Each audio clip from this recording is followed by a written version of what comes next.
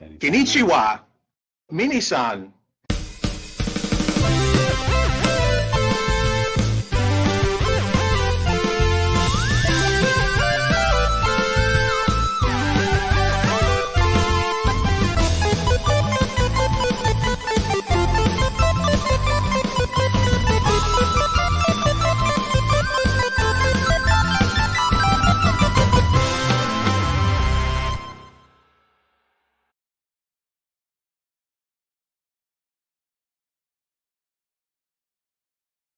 Hello, and welcome to Famicast 268, your Famicast for the early part of May 2024. I'm your host, Danny Bivens, and today I'm joined, as always, by Mr. Ty Sugar.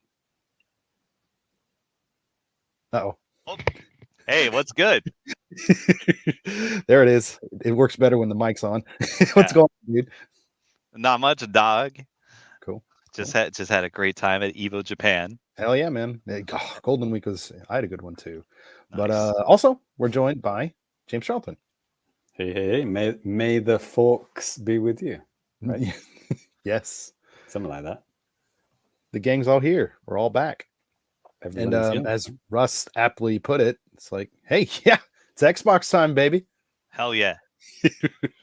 Not on my watch. Yeah. Lemonade. James! He's screaming your name. Many people do. So, like I said. Yeah. Yeah. So, yeah, got another exciting episode for you guys today. Thank you for your patience as we were gone, maybe not gone, during Golden Week. I know Ty had some fun playing some fighting games, going down to EVO. Slight spoiler. That's one of the things we're going to talk about. Hell yeah. I told you guys I went down to Osaka, as James might say. And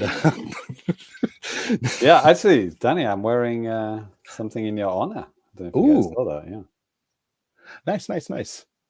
Let's see. A Super Nintendo World shirt if you're listening to the audio version of the show. Oh yeah, I forgot about that. People listen. People listen to this shit? Seriously? Apparently, some people do. But I'm actually Uniqlo had just started selling Tears of the Kingdom, Zelda themed like shirts and stuff like that. I picked up a couple of them. I'm wearing one of them right now.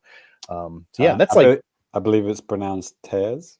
Excuse me, Tears of the Kingdom, and they're available worldwide, so you can get on it. That's actually really cheap here too, like 1,500 yen versus like $25, like I think in the US, which is pretty significantly more expensive.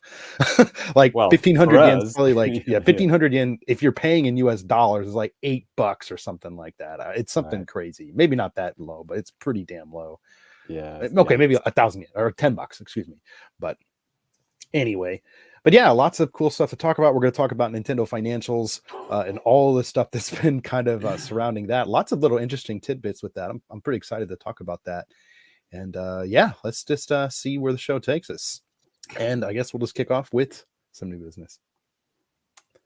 Actually, Danny, you weren't far off, mate. It's $9.64. Shit, you were. Your joke was shockingly close. No, I was being dead serious. I check out the exchange rate like all the time just for. So it costs $9 in Japan and 25 in the US. Yeah, man. So you get two for the price of one. I will say, like, if you are vacationing in Japan, like especially right now or anytime in the very near future, that exchange rate is really good. It's like. No, three for the price of one. You get 3 t-shirts for the same price. Oh, yeah, exactly. That's scary. But anyways, now let's go ahead and kick it off with some new business. And Ty, oh yeah, you've been doing some very Japanese things. You attended a Japanese event, and how about you tell us a little bit about? Maybe I don't know. Oh yeah, yeah. Hentai 2024 started already. Well, that was the other one. We'll probably save that for the Famicast after hours, but you know. All right. Nice. Okay, so I went down to EVO Japan. You know, that was the Saturday, Sunday, and Monday of Golden Week, and that was at the Ariake Gym or Ariake Gym EX, I guess you call it. Right. It's over in like Odaiba. Yeah. And it was a pretty nice venue. Yeah, I had a bunch of notes and like I just fucking lost them. So okay, well, I'll ask you a question while you're looking for your notes, I suppose. So like we had talked about on the last show, we're kind of going back and forth. Is that like around Tokyo Big Sight, like that type of area? yes, actually, Okay. it is in Odaiba. It's kind of over at the far end by Toyosu, I guess. Okay. Arake Arena, did you say? Yeah. Yeah. Yeah. Or Gym EX, you think? Yeah, Gym EX. That's Gym it. EX. Oh, yeah. Yeah. Yeah, I know that place. Yeah. From the side, it looks like a big football. So let's see the main events off the top of my head. You know, there's Street Fighter 6, Tekken, Guilty Gear, King of Fighters, Grand Blue. I forget what else. But of course, there's a healthy amount of side tournaments. Yeah. Yeah, that's where the real fun happens. Right. Oh, ooh, yes. Nice, James. Yeah, if you're watching the video version, James is doing a Google Street View of the venue. So if you don't have any idea what this area looks like, you can check it out on the video version right now and see that. Good idea, James. It's a nice place. Cool place at Odaiba. Yeah. Odaiba, it's very fancy. I mean, there's a lot of like really just nice stuff around there. There's a lot of like conventions and all sorts of stuff. You know, that Nintendo Switch reveal event back in 2017 that they had in Japan. The first like hands-on type of deal, that was there at Big Sight around this area and stuff like that. So my Nintendo Live Tokyo 2022 was there. 2024 is supposed to be there. It's not now, but yeah. Yep. Mm-hmm. So I'm not sure where I should start. Let's see. I guess well, the first thing I wanted to do was go and play 2XKO, which is the now real name of the League of Legends fighting game. Okay. Yeah. Yes.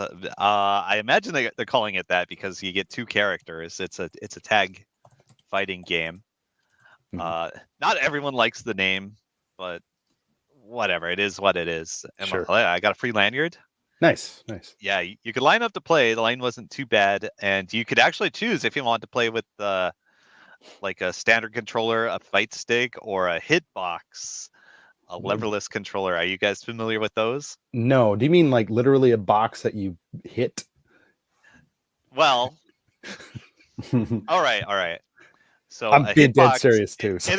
It's like a fighting game controller, but instead of a stick, you get like 4 buttons for your directions laid out in kind of an arc, and it's very comfortable for people who have I don't know, they got used to playing fighting games on a keyboard. Okay. And there may be some advantages to using one depending on your character and the game and stuff. So like recently they're getting pretty popular. Okay, is playing fighting games on keyboards like a thing that people like to do? Let me tell you about fighting game players. We're all poor as shit and we work with what we have.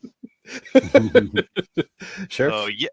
So yeah, there is a certain population of people who like they have a PC and they have like Fightcade and a bunch of pirated ROMs, and you play with keyboard or you don't fucking play because you live in like fucking Panama or some shit. Okay. Where like importing video game controllers is illegal for all I know. Yeah, nice picture. Yeah, there's a big nice hitbox controller on the screen here that James nicely shared for us. Thank you. Yeah, so yeah, there are a number of brands that make these, or you know, people will just like make them out of a pizza box. Whatever, it's fine. And now, by the way, John Cario was totally agreeing with everything you were just saying earlier too about, you know, banning controller, all that type of shit. Like, yeah, God, that's painfully true. Yeah, so it's like the first time I saw those on like some company's official like demo station, like as an option. So that was kind of cool. It was wild. They had like nice like custom ones for the game too. Yeah, it was cool. So anyway, about actually playing the game, it is fun as fuck. I love it. They have like 6 characters in the game right now. There still haven't been like any public downloadable demos. Like development has been like really slow on it actually. And I don't know. I like to speculate that they've been like reworking and retooling the game to find a formula that is really fun, and they finally settled on like a 2-on-2 game. And it is kind of designed for like 2 players to play together on a team. Okay. And like so for example, like I would play with a random partner, usually a Japanese guy. Right. And I would try to like impart like whatever knowledge I had from like playing it like twice before. And like there's like a few different tag modes you can choose. Like is kind of like a groove system. Like if you ever play CVS2 or something, just like you choose like what set of game mechanics you want to work with. So you can like choose like you like extra tags in a combo or something.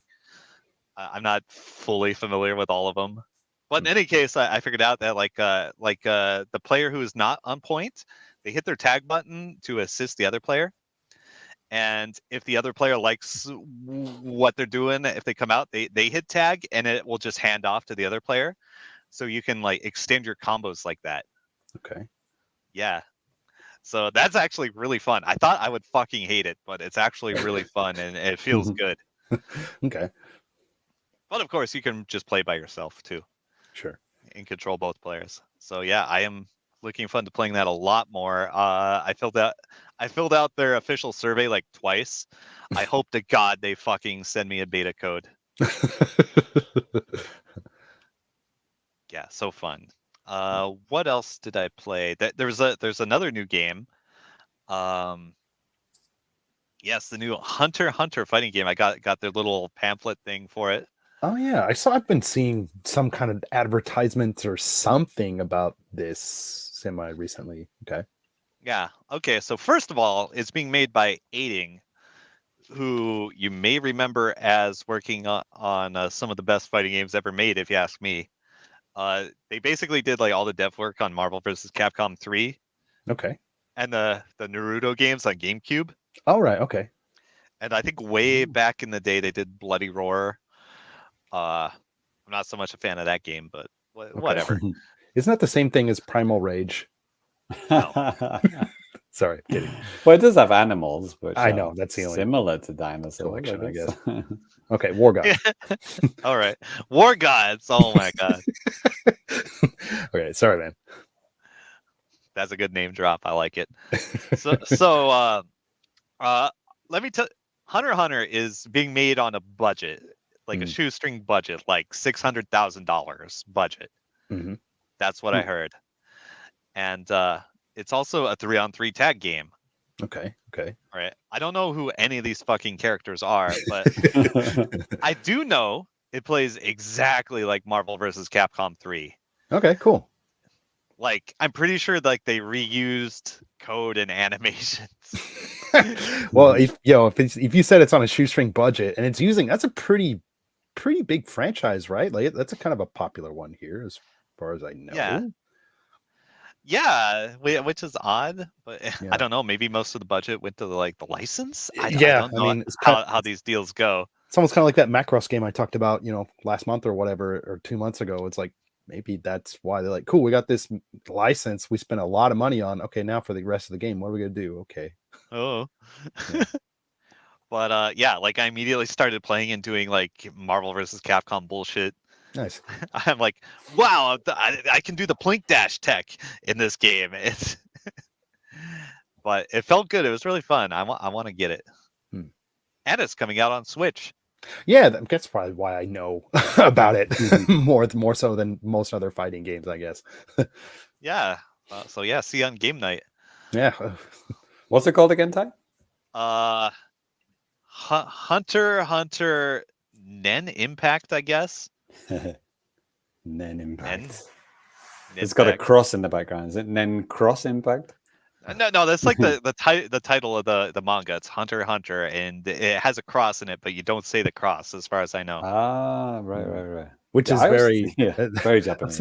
That's almost like sacrilege. Every time you see an X in Japan, it's like it's cross, but they're just going to ignore it this time. Yeah, I guess. And when, don't ask me. I haven't read this shit. Yeah. And when you see a W, Danny, double. There you go. Of course. Yeah. Get it. All right. Let's see what else. I met up with some buddies, played some grimy side games. Like Killer Instinct. I entered the Ranma tournament again. Yeah, I saw that you had done years. that, man. Yeah, how'd that go? I lost to the same guy. Oh god. Really? Yeah. Well, I mean, it's not like there's a lot of people. There's like 16 people in the tournament, so I got fourth place this time. Okay. Yeah. So that was fun. Yeah, the other Ranma game too that I've never played in my life. I don't think it came out in the U.S. Okay. I mean, it's surprising enough that the other one did. Yeah. What were some of the more surprising side tournaments that you saw on the show floor? Oh, I have got some gems for you. Okay, so let me triple check these titles here. Okay. Hold up. Yep, you're good. Yeah, I mentioned before we start recording, I have some free fighting games for you guys. Okay, yeah. Ooh. Yes, they're on Steam, so if you don't have a Windows PC, fuck you. I'll play it via the cloud, don't worry. All right. So first of all, we got this game, Ultra Fight the Kyanta 2. Let me type this in the chat so you can copy paste this into your Steam store search. This is a grimy meme game, and I talked with one of the devs. Oh. He's actually a big Marvel player. This game was described to me as being like high speed Street Fighter 3 Third Strike, maybe. I don't know. It's definitely like a goofy meme kind of fighting game, but like I watched like the grand finals of the side tournament. It was hype. Okay. It's pretty amazing. I'd like watch the trailer on Steam for a good time. Okay. All right. So yeah, once again, that title is Ultra Fight the Kyanta 2. Free fighting game. It is getting updates. Cool. All right. And what was the other one I played? So, I was just walking around minding my own business, and this guy waved me over to like the most shoestring budget fighting game I've seen in my life. It was described to me as King of Fighters with magical girls. Okay. James has Yes. Look at this fucking game. This is the previously mentioned Ultra Fight the Kyanta 2. Well done. I like that. This character name is called Well Done. Nice. Yeah. You can see it's kind of some kind of funny looking characters like on here and stuff. That's cool. Yeah. Let's get to some action. Okay. Is he like a salary man or something? Or what is he? Yeah, I guess a normal guy. It's probably a real person. Yeah. What is he fighting up? Is that a bear? Yeah, it looks a like bear a with boxing gloves. Cocoon. Yeah. Brilliant. Guy smoking them in the background. Yeah. Brilliant. Perfect. Wow. And this is not normally free, Ty, but it is free. No, it is free. 100% free. Wow. Yeah. That's amazing. Well, there you go. Yep. It's pretty sweet. The cat, a little tiny cat. It's almost like an Odd Job type of deal, right? He's so small. Yeah. Fighting some and guy. Like this. Looks like a crocodile detective. Right. Some shit. I thought it was like the Sam and Max. I thought it was like. No. It does have a little bit of that vibe going on. All right. Sick game. It's amazing. Now the other game I have that is free for you right now is MGCM Combat Edition. So this is it's a bunch of magical girls, and it plays like a King of Fighters, so you get like roll and short jump and stuff. And I was told in broken English that you can play with your friends by putting in their IP address. Really? So yeah, this is the levels we're on. I'm like, it has online play? Sick. And again, you said that's MGCM Combat Edition? Yeah, let me type that into the chat right now. Nice. Online play. That's wait till you see the graphics. It's like It's kind of like CG characters turned into 2D sprites, like the old Donkey Kong Country method, and with definitely lower quality models than Donkey Kong Country. Okay. It's great. Okay. Okay.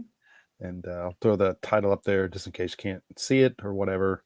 Yeah. But are they all high school girls or?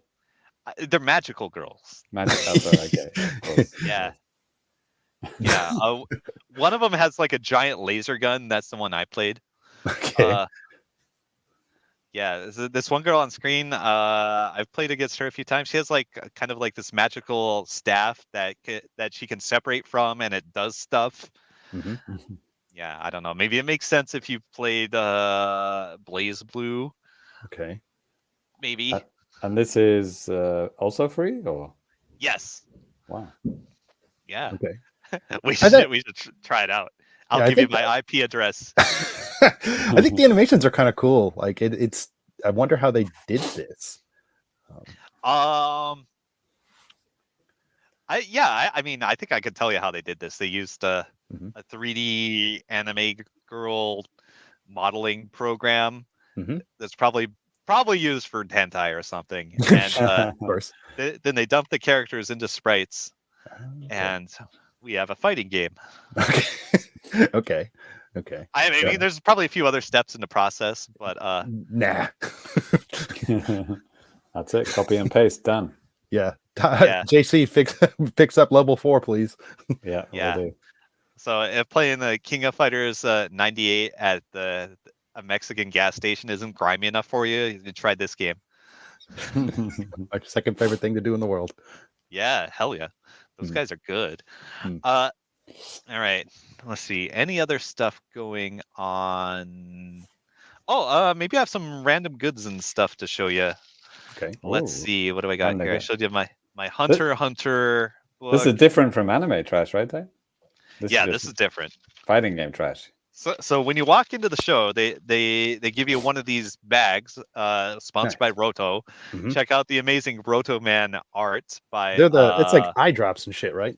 Hungry Clear. Yes, they've been the main sponsor of EVO Japan for a while. Yeah. I've seen that name. So what do I got here? I got some 2XKO stickers for the League of Legends fans here. I guess there's a whole like a mini guidebook in here too. Lol. Nice. Some trash flyers and stuff. Yeah, you get some Roto stuff. What else? Okay. Oh, and there was a protein bar in there that I ate immediately. It's like, this is dinner. Yeah. All right. Same shit in here. I think I have some stickers or something in here. What do we got? I do have some Rotoman stickers. Okay. Because I did not even know that was a thing. Because I mean, I've seen, here they've had like Street Fighter commercials with Roto stuff, which is kind of cool. Yeah, no, Rotoman is a whole ass character. They're gonna put him in the Ultra Fight the Kanta, I'm sure. So he's just like the eyedropper, right? Like a square eyedropper thing. That's what it kind of looked like? Yeah. Yeah, and like, I don't know. I haven't bought eye drops in like America or anywhere outside of Japan for a long time. But like some eye drops you buy here, it looks like it's a little square, but like you turn it over on its side, so it's almost like a diamond, and you pull off the top, and then you could put the other one in your eye, like that. And that's what Roto Man is kind of like designed off after. That's right. You pour the entire thing in your eyes, and then you can see John Cena. Exactly. You need it, especially at EVO. So. All right. And if you played 2XKO on your way out, you could let's see, you could do a gacha pull, and you could get a little anime character pin. Well, cool. Or a LOL character pin, I should say. Okay. This is the sword guy. Okay. Yasuo, that's his name. I don't know any of the character's name. I don't play MOBAs. So I do play fighting games. Right. Yeah, and a whole bunch of League of Legends players are about to be welcomed to my world. Right. Yeah, and there's like a big winner one that you could get at the gacha. I think somebody won a fight stick or something. I forget. Damn. You could also get your pictures taken with like some official cosplayers they had set up. All right. What else? Do you have any sexy cosplay pictures to share, Ty? Not on me, but I'm sure there's plenty on Twitter. there was like there was an official cosplay competition, and the big winner was the guy who cosplayed as Blanca from Street Fighter. Oh, okay, that's cool. What, full body paint? Yes, everything? yes. It's fucking amazing. He was 100% in character too. He's the man. He's the big dog. He killed 3 people. Yeah. Yeah. You gotta do what you gotta do. Yeah. By electrocuting them. By electrocuting them as well. Yeah. Yes. So what else? You may have seen on Twitter. I took a picture with the new Garo City of the Wolves standee. Yes, Terry is getting a new game, and they gave me a clear file for my labor. Nice. Do I have it at arm's reach? I don't think so. Do I? Nope. So yeah, I got that. I didn't play the game. It's like waiting hours to play that game. They didn't have very many setups. Okay. Whereas it was basically only a few minutes to play 2XKO or Hunter, which was very nice. Yeah. Yeah. That's one of Sakurai's favorite games, isn't it? That Garo or something. Garo, yeah. It's a lot of like hardcore fighting game players' favorite games. Yeah. He put like 48 of the music tracks into Smash, right? Yeah. I remember the video of that. It's like we requested a long list. We didn't think we'd get all of them, and they just gave us all of them. It's just like, oh, okay, let's go. Yeah, 25% of the Smash soundtrack is that. Yeah. I was a little disappointed that they didn't get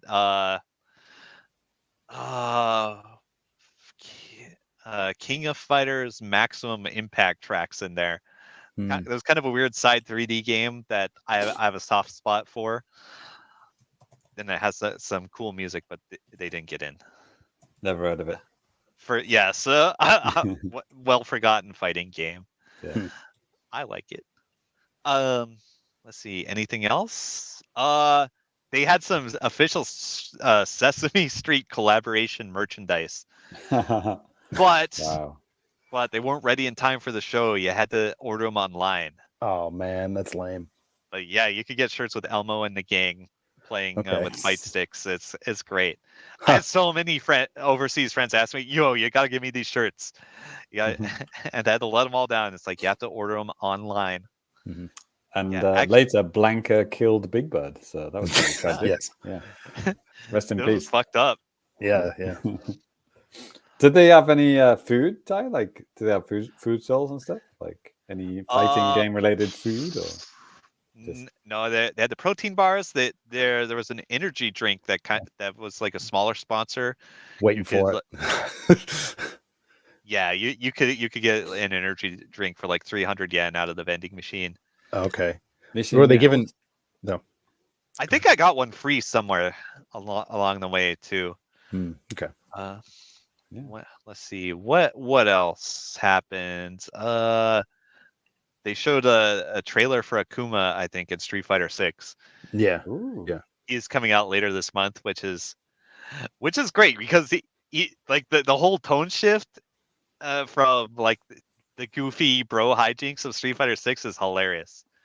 I saw the funniest fucking meme. Like, Luke and Jamie, they're the cool new hip characters, young guys. They pal around.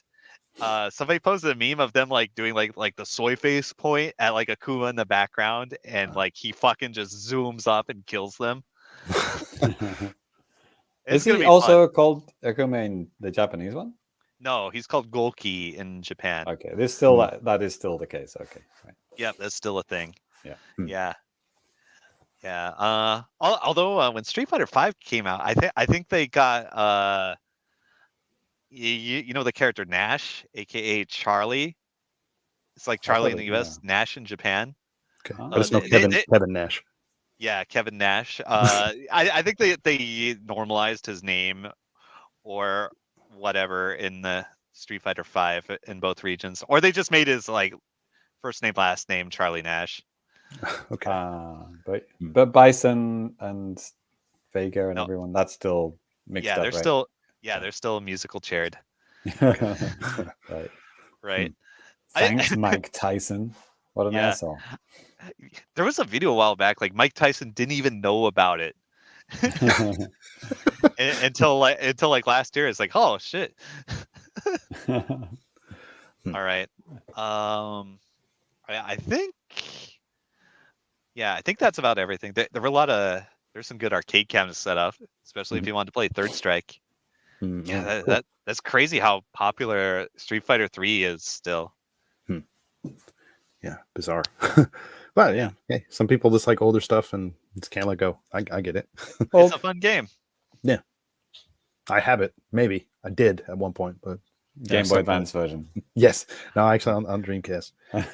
Yes, Dreamcast. Yeah, let's go. All right, so I think that wraps it up for me. Unless you guys have any pressing questions about. So when did we all go? We went in 2018. Wow, that 6 years ago? Yeah. Fucking hell. That was I think that's the only time where me, Danny, that Irish fella, and Ty were all in the same place at the same time. Ever. Yeah. I think it's just literally that one time.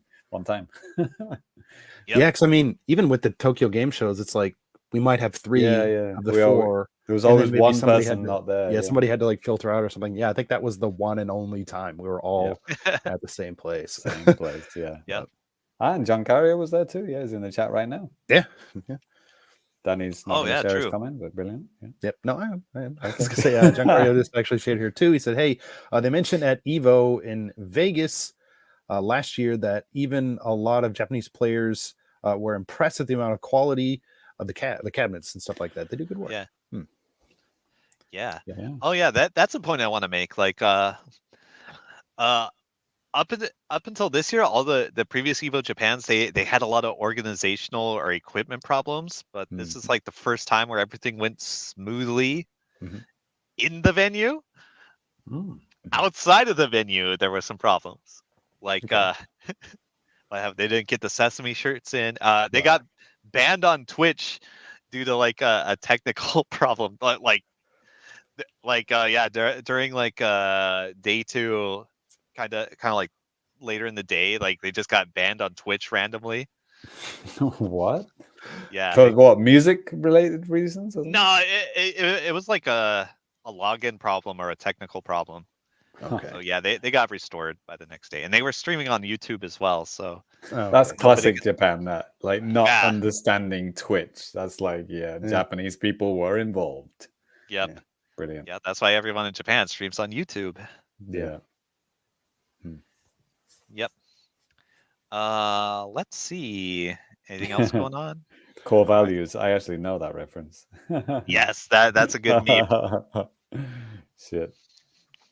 All right. So EVO Japan, it was good. That's my verdict. It was good. Okay. And I know what I was going to ask you. Did you go all? Is it 3 days, right? Yeah. Did you go all 3 days? I didn't go the third day because that actually cost extra this year. Oh, okay. Like, okay. You know, this is the first year where they charged. I was gonna say I thought it was admission. Free, but okay. Yeah. Yeah. It was still really cheap. Like it was like $40 for 2 days or 4,000 yen, which is like $1 now. Yeah, we can't do that anymore. The 4,000 yen is $40. You can't do that. It's like $21 now. Yeah. So pretty cheap. Like, you know, I could have gone the third day, but I mean, it's only grand finals. I think they close like all the side tournaments and the promo displays and stuff. So it's like, I'll just watch it from home. Yeah, because I mean, you get a better picture. Well, you'd be able to see it a little bit clearer and all that stuff. Anyways, it's like people like, I'm going to go watch the Super Bowl live. Okay, you're paying all that money, you can't even watch the game. I mean, well, if you're that filthy rich, you probably don't even care. But Ty, 4,000 yen is $25. Fucking disgusting. Wow. Not for us guys in Japan. Not cheap for us. We earn in yen. Yeah, our salaries are in yen. So yeah, we don't save anything. My choice. I did run into some interesting people. My buddy KBR, King Blue River, previous Marvel winner. He's from Chile. He's a cool dude. Sonic Fox, the guy who has won multiple EVO games. And in his acceptance speech, he always says, "I'm gay," and then laughs like a hyena. I think I've heard of that guy. Yeah. Or he/they. Got some pronouns going on. They. That's what's on his profile right now. Okay, so I think I'm in the clear. What else I run into? Okay. Fugu Tabitai is a great guy that posts all the event information in around Tokyo in English. So if you're interested in catching some fighting game events, you should give him a follow. Nice. Yeah. Anybody else? Our old friend Keisuke. Yeah. I'm seeing him for fucking about 5 years, I think. Yeah, it's doing well. Nice. Let's see. That's everybody off the top of my head. I saw Sajam, but I didn't get a chance to talk to him. Yeah. Okay. So that's my stuff. Okay. Well, Nice. Cool, man. Thanks for sharing that, because ever since the last episode, I knew it was going to come up, and I was like, man, I wonder how it was. I mean, I did see some of your posts and stuff like that on social media, as it were. Socialmedia.com. Yes, yes. But so we were talking earlier. James said he doesn't have much stuff, but I have a couple of different things I want to talk about that James will definitely be able to chime in on. And actually, before we get into that, Lemonade, actually, one thing, if you do want to do yen to dollar conversion, do it in Australian dollars, because right now 4,000 yen is 39 Australian dollars. That was on like the Japanese news, like on honest to God JAPANews, like on TV. It was like showing exchange rate. Somebody went to Australia, one of those type of TV shows and stuff. Same deal. So hey, 4,000 yen, that's about 40 Australian dollars. Perfectly great for everybody out there that earns in Australian dollars. So some of you guys out there, I know it is. So but anyways, so I guess to kick things off with me proper, I didn't mention this on the last episode, but I went down to Osaka for Golden Week, like actually right before Golden Week kicked off. Went to see a baseball game, and I'm going to tell you guys about. No, I'm not going to talk about baseball. That was fun though. Give us the play-by-play. Yes. So, top of the first. No, it was cool. We got like really good seats. That stadium's like really huge. We were like 3 rows back from like the ground, so that was awesome. But and my team, the Lions, they won, so that was cool. But the next day, I went to Universal Studios Japan. I had never been there ever. Wow. And of course, one of my places that I wanted to go to was Super Nintendo World. And if you may remember, JC actually talked about Super Nintendo World. Was that in 2022, James, or was that last year, 2023? 2022, yeah. It was right about now, actually. I think it was around about April 2022, yeah. Mm-hmm. So we kind of went in the same season, I guess. Same month. Yeah. Oh yeah.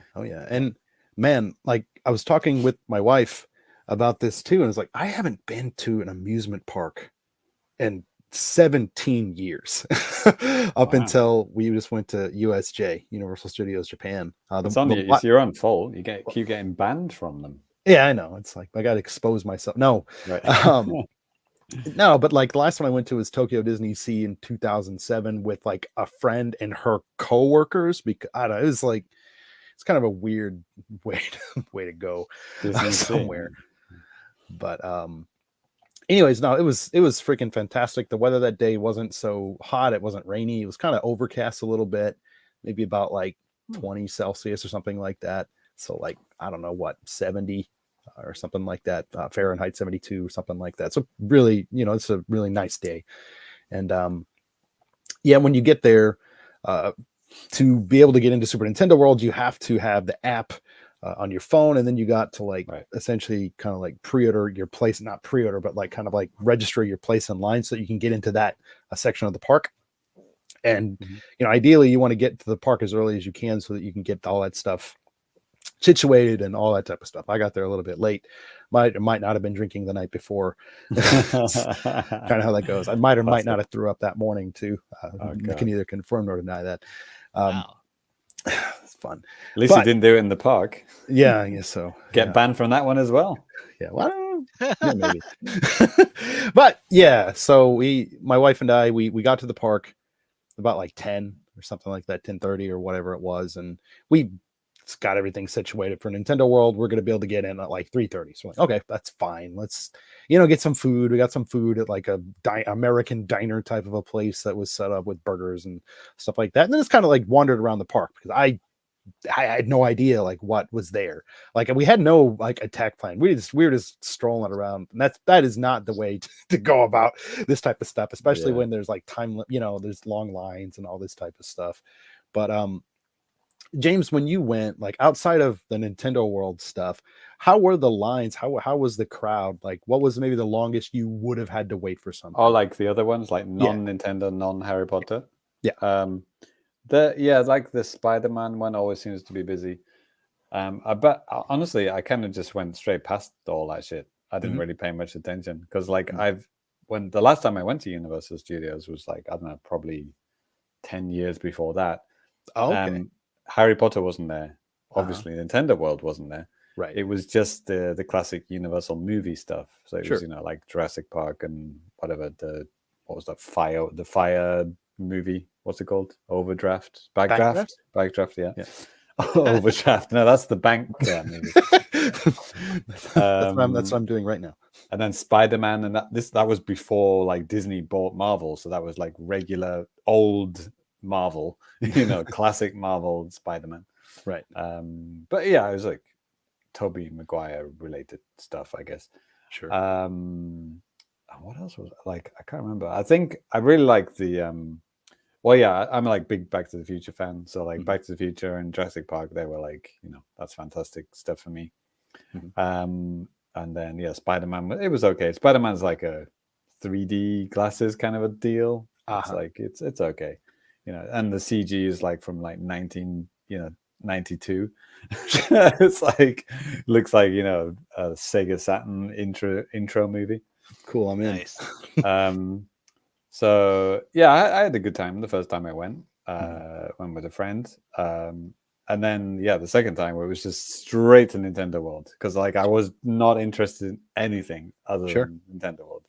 Yeah. So I got it. That was the first thing I did. Yeah, went there 2 days in a row. 2 days in a row. I got the 2-day pass. Yeah.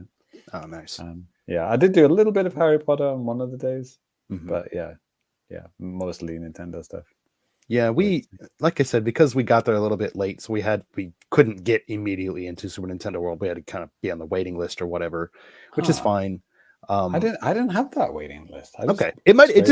It was like just a couple of days. It was the day before Golden Week started, like the Friday before. So like that was, it was crowded, but it wasn't.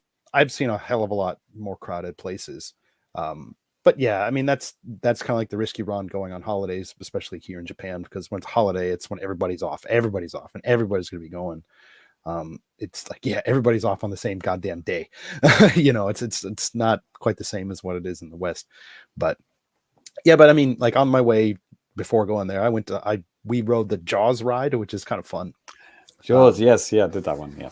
Yeah, it's animatronic, shark in the water and stuff like that. The gal is driving our boat, has like this fake shotgun shooting at like the water, and they're like there's stuff in the water that they have to just make like pop up and stuff. That was really fun. And but and that I always feel sorry for the actresses because this is the 4,000th time she's done this. Oh yeah. And she's still giving it her all. It's great. She's like giving it her all until turn around and say, hey, put your camera down, white guy, or whoever talking to me. No, not talking to me. But don't get out your camera and stuff. And that was a fun one. But yeah, when we eventually did make it into Super Nintendo World, like holy moly, man. Like just the walk leading up to the area. You see the sign. It's like pretty much at the back of the park, and you see the sign and you hear music, and then you just keep going, and then you get in there, and it's when you first come to like there's an opening like plaza area and stuff like that, and you see a tunnel. You've probably seen it in like promotional pictures and like all that type of stuff. And you get in there, you go through like a section of Princess Peach's castle, like straight out of Mario 64. You see like the photograph, the paintings on the wall. All that type of stuff, and then you just walk out and you're right into it, man. Absolutely fantastic, absolutely great level of detail on like so many things around the park. Like I was just completely floored. I couldn't believe it. I mean, you see it in pictures, but it's a completely different thing to see it like in person. Yeah, well, it is dense with details because yes, as you probably I don't know what you think, Danny, but like it's incredibly small, yes, compared to the rest of the pack. So it's like, yeah. you know, it's kind of like, you know, Nintendo level design in real life, isn't it? Like they cram hidden stuff to reward people for looking at, you know, everything. And that's what it felt like. So yeah, I did feel like, oh, this is kind of a little bit claustrophobic, but there is so many things to see, you know, you kind of like, you know, yeah, it balances out. Yeah. Did you get any pictures with Mario and Luigi or Princess? No, I saw all of them walking around. Yeah. I was just like, whatever. Don't really care about that. I was just more tickled by just seeing like the designs and like all that type of stuff all over. You know, we rode Mario Kart. That was fantastic. The Yoshi ride was, you know, light baby mode, but it's fine. So a lot of like really cool details just going through both of those areas. Super fantastic. Like especially with the Mario Kart stuff, like all of those cool logos and stuff like that you saw in like Mario Kart 8 and Mario Kart 8 Deluxe. There's like stuff like that, like plastered all over like the area. It's really cool. I think the wait, the way you wait, the waiting area, the waiting line area is beautifully done, isn't it? Like Mario Kart is like I guess you're going into Bowser's castle, aren't you? Right. So you're waiting in his castle. So you like, you know, you see his his desk or his shelves and stuff like that. Oh yeah, it's really cool, really well done. Yeah, and actually, you know, just to pivot a little bit, like I am working on like a video for that. I do have a video that's going to be going out on Friday. It's just a tour of just kind of like what I saw at Universal Studios and also Super Nintendo World. The patrons already have access to it. But yeah, that'll be coming out on Friday for everybody. So if you wanted to check out a general tour, and then maybe next week, I'm working on something a little bit more with some more thoughts and stuff like that, and more video clips too.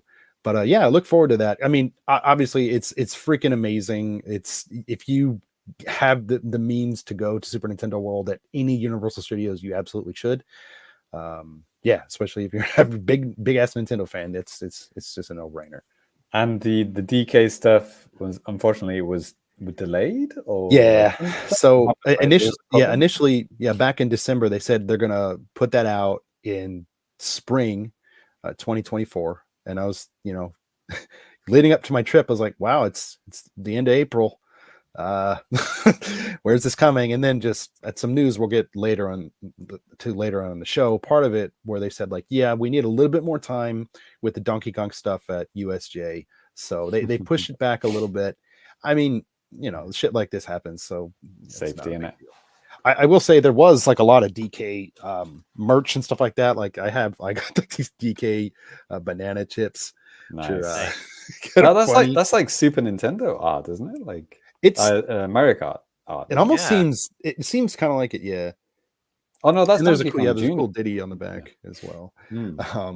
Nice. Yeah, really, really cool stuff like that. Like a bunch of different shirts, even like button-down shirts with like Donkey Kong and Diddy, and a couple of different things like that. DK barrels and stuff with like snacks in them and crap. But yeah, they're going to be going all out on DK at USJ, so that'll be pretty cool. And that's coming to the West, obviously, as well. So, oh yeah, they're doing both at the same time. That's cool. Yeah. What was it the first Final Destination movie where there's like they're going on a roller coaster, but it's and you think that they're gonna die, but it's actually part of the ride, and they've got like dummies on a cart ahead of you, and then the dummies kind of fall off a cliff and die, and then you think you're gonna die, but it's actually you're on the real one and you're on the safe one. God, the Donkey Kong Country ride is like that. Yeah. Wow. Like they make you think, they make you think that the track has ended, right? And you're gonna jump over, right? But it's actually you're on a kind of a rail, like a metal pole, I guess. Something, yeah. So it's basically just raising you on the pole and then putting you down. So yeah, it's kind of right. Yeah, it sounds pretty wild, and that it'll be fun. So what I'm trying to say is, make sure that's safe. Yeah, I don't mind you delaying that. I don't want Final Destination in real life. Right. This is the quick comment from Lemonade here as well. He said, "Hey, depending on finances, I'd love to visit Japan next year. I would definitely go to Super Nintendo World." Yeah, man, you absolutely should. Cool. Yeah, they do the same treatment to the Harry Potter area as well. Like, Harry Potter road area to was, it. Yeah, it was really great too. It wasn't as I didn't have to wait. You could just go right in. That was super detailed and stuff too. We got to go to like Ollivander's shop, and like they had like a foreign guy in there, like a white nerd, giving the whole spiel and stuff. That was really fun. But yeah, it's good, very well done, and similar to Nintendo World, like the lead up to it, with the music and everything. Yeah, you get the flying car that's like crashed and stuff like that. Yeah, because both Nintendo World and Harry Potter World are kind of off the main reservation, aren't they? So you have to kind of walk to it. Yeah, right. They're basically right next to each other too. It's kind of a did you see the Donkey Kong area like from a distance? All of this stuff is like really super hidden. Like I was looking at their map on their app, and it looked like this is where it's at. But when you get in there, you have no idea. Like even when you're in just Universal Studios, you could barely see any of the Mario stuff because it seems like it's kind of like down. Yeah. Kind of like when you get to the area, you're kind of up top, and then there's like stairs where you to go down to like a lot of the different things and stuff. Yeah, but so it's quite hidden from just normal view and stuff like that. From the Yoshi ride, you couldn't see anything. No, the Yoshi ride is the highest thing. Isn't it? Not really. That was kind of like focusing back down on the area, and like I think they found a way to deliberately block that off. I think so, because I just figured I'd be able just to see a gate or something like that easily, but no, man, like you couldn't even tell where it would be. So yeah, should have brought your drone. Right, exactly. But switching gears here just for a little bit, I did want to talk about a game that I had played. This came out last week, and this is Forever Blue Luminous, aka Endless Ocean Luminous, which just came out on Switch. This is the sequel to like those Wii games that came out back in like 2007 and then 2009. I never played either of those games like on the Wii back in the day, but there's something about this just colored me a little bit interested. I was thinking like, this might be kind of fun. So I just kind of picked it up, like no real reason why or anything like that. I just decided to dive in, if you will. I've only played just say boo good. I've only played like 2.5 hours, something like that. So I don't really. I'm still kind of forming my final opinion on this and stuff like that. But after playing yesterday, and then compared to playing today, I feel a little bit different. Like after playing yesterday, I just remember thinking this is it, and was kind of disappointed. And I'll tell you why. So one thing about this game is a lot of these areas, maybe all of these areas, are kind of like procedurally generated. Okay, I didn't know that. Yeah, and at least they said something in the trailer. They didn't literally say procedurally generated, but they said every time you go, it's going to be different every time, and like a dive. Because that's a red flag. Yeah, because I mean you can swim with like up to 30 other people and stuff like that, and it kind of like puts you in a random place, and it's quite large, and there's a lot of different. Obviously, there's a lot of fish, wildlife and stuff like that. There's a lot of different environments that you can potentially be in. It's kind of robust, but it does feel a little bit generic sometimes.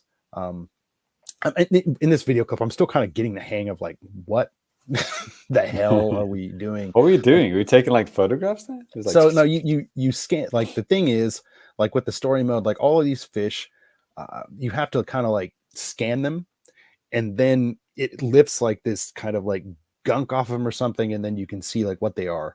And it plays into something like with cleaning up the fish in the ocean and this like big tree or some piece of coral or something in this other area. It's bullshit. Wow. Are there bad guys in this movie, in this game? No. So like that's one thing too. There is really no sense of danger at all. Like you can literally swim next to... You don't get jump scared by like a giant sea creature coming up behind you? Nope, you'll see him, or he could come up right behind you, and he will do nothing. So, like, yeah, none of that stuff. You're very safe. There is nothing that can happen to you. You don't have to worry about oxygen or any of that type of stuff. Oh, really? Yeah, Even nothing. Oxygen. Okay. Absolutely nothing. So you could smack a shark in the face and he wouldn't do anything? Yeah, unfortunately, no attacks or anything like that either. Just swimming and stuff like that. But yeah, and then there is a story mode that's kind of, it's not great. It's just like very short things that are just a couple of minutes long with some dialogue. And the way you unlock the story mode is by playing more in the single player mode. And with that, to do that, usually it's like scan a bunch of different creatures and then come back, like raise your level by scanning all these different creatures and like all this stuff. So, I mean, it is a pretty chill game. It's pretty easy to play. I mean, you just press forward with the joystick and you can go up. I mean, if you use the right stick, you can change your trajectory to, go towards the surface or go further down. There's a kick button so you can swim faster if you want to. And there's also like buttons where you can make it so you go up at a sharper angle or go down at a sharper angle. So, yeah. Kick your feet, meaning to swim, not to kick sharks in the face. Yeah, just to swim. Okay. So, I mean, like I said, but then after playing today, I could kind of see the appeal. Like if you just want to just kind of swim around, scan some little fish and stuff like that, it's not bad.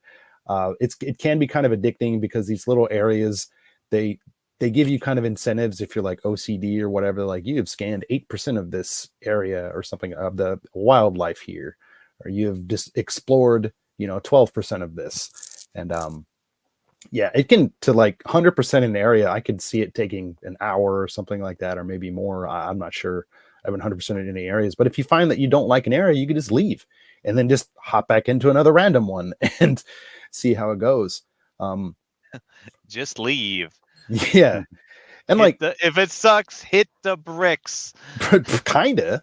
And like one thing that was kind of cool too, you can, I guess, share basically these areas with other people, like even solo dives.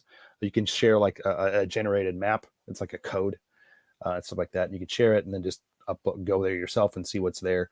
And yeah, I was kind of. Why did you pick up a tote bag? Is that rubbish? Like trash? Yeah. So not only are you scanning for fish, there's also like this stuff like just all over the place too. Some of it's like really good stuff, like you found like a king's crown, or it's like you found a literal dirty backpack or something. So, hey, this is a wild thing here, but we were talking about Universal Studios.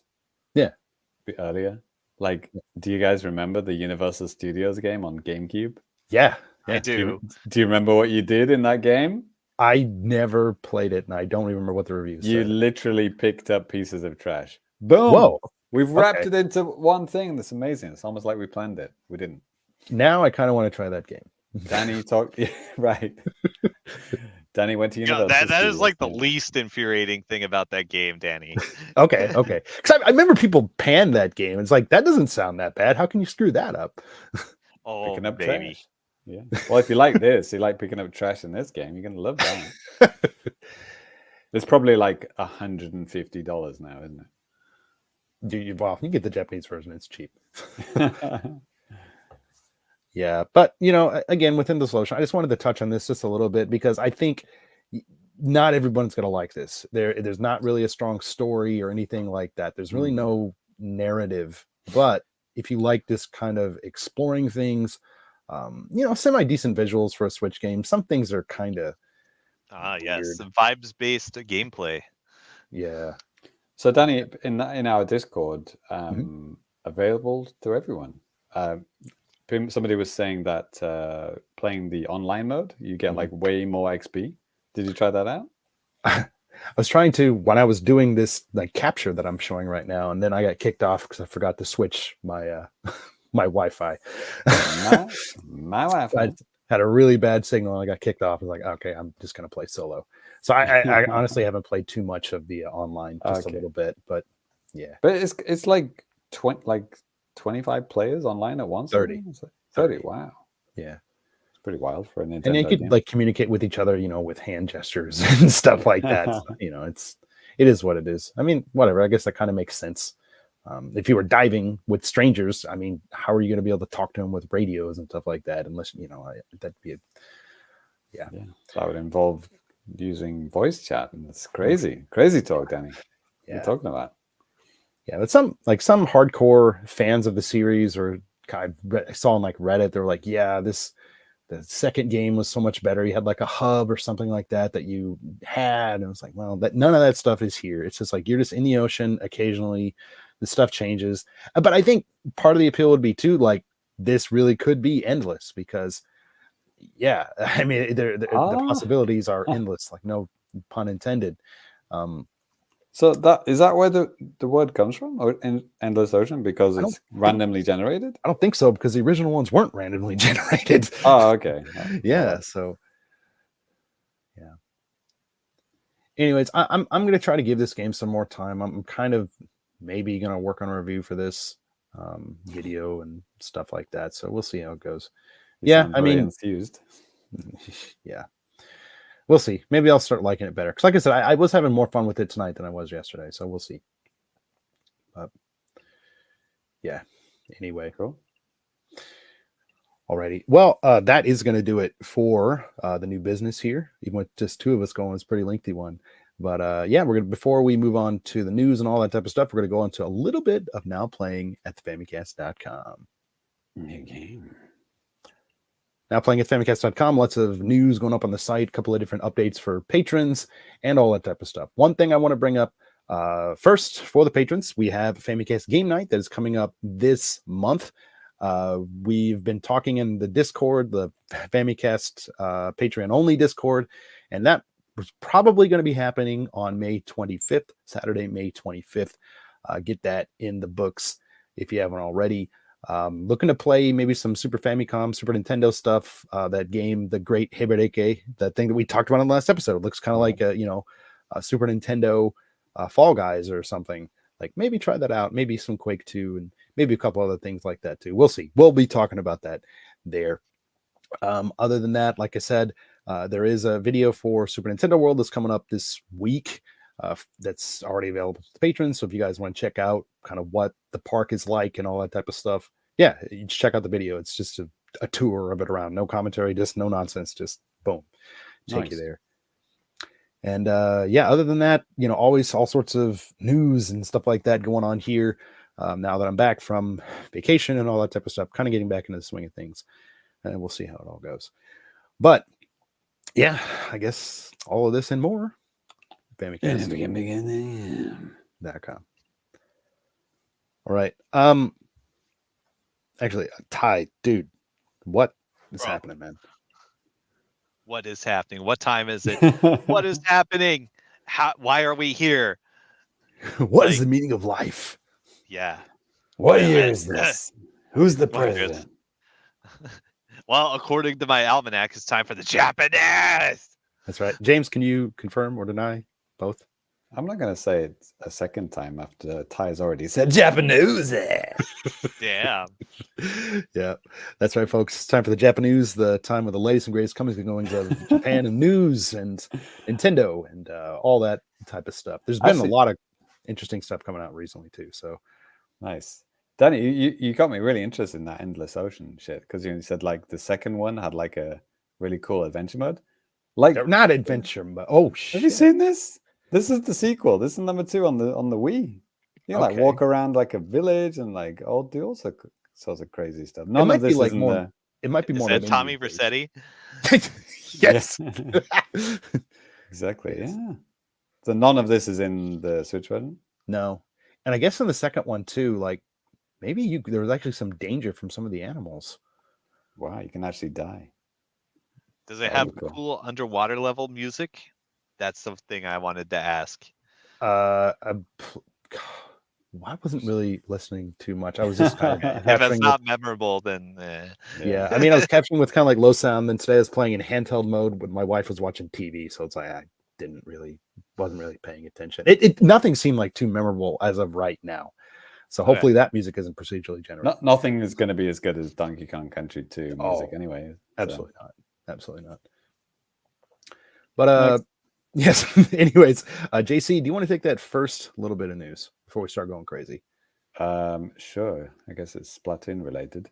Yes, it is. Yes, it is. The next Splatfest is for May. We're in May now, 2024. It's going to kick off on Saturday, May 18th. That's 10 days from the time of recording right now. Mm-hmm. And the theme this time is, get ready for this. What would you do at the world's end? Same old, bucket list or save the day? So it's basically like, would you just continue to live your life as normal and do nothing special? Or would you try and do everything that you wanted to do in your life on one fucking day? Or would you try and be a hero? Why not both? Right? Yeah. Why not the both, huh?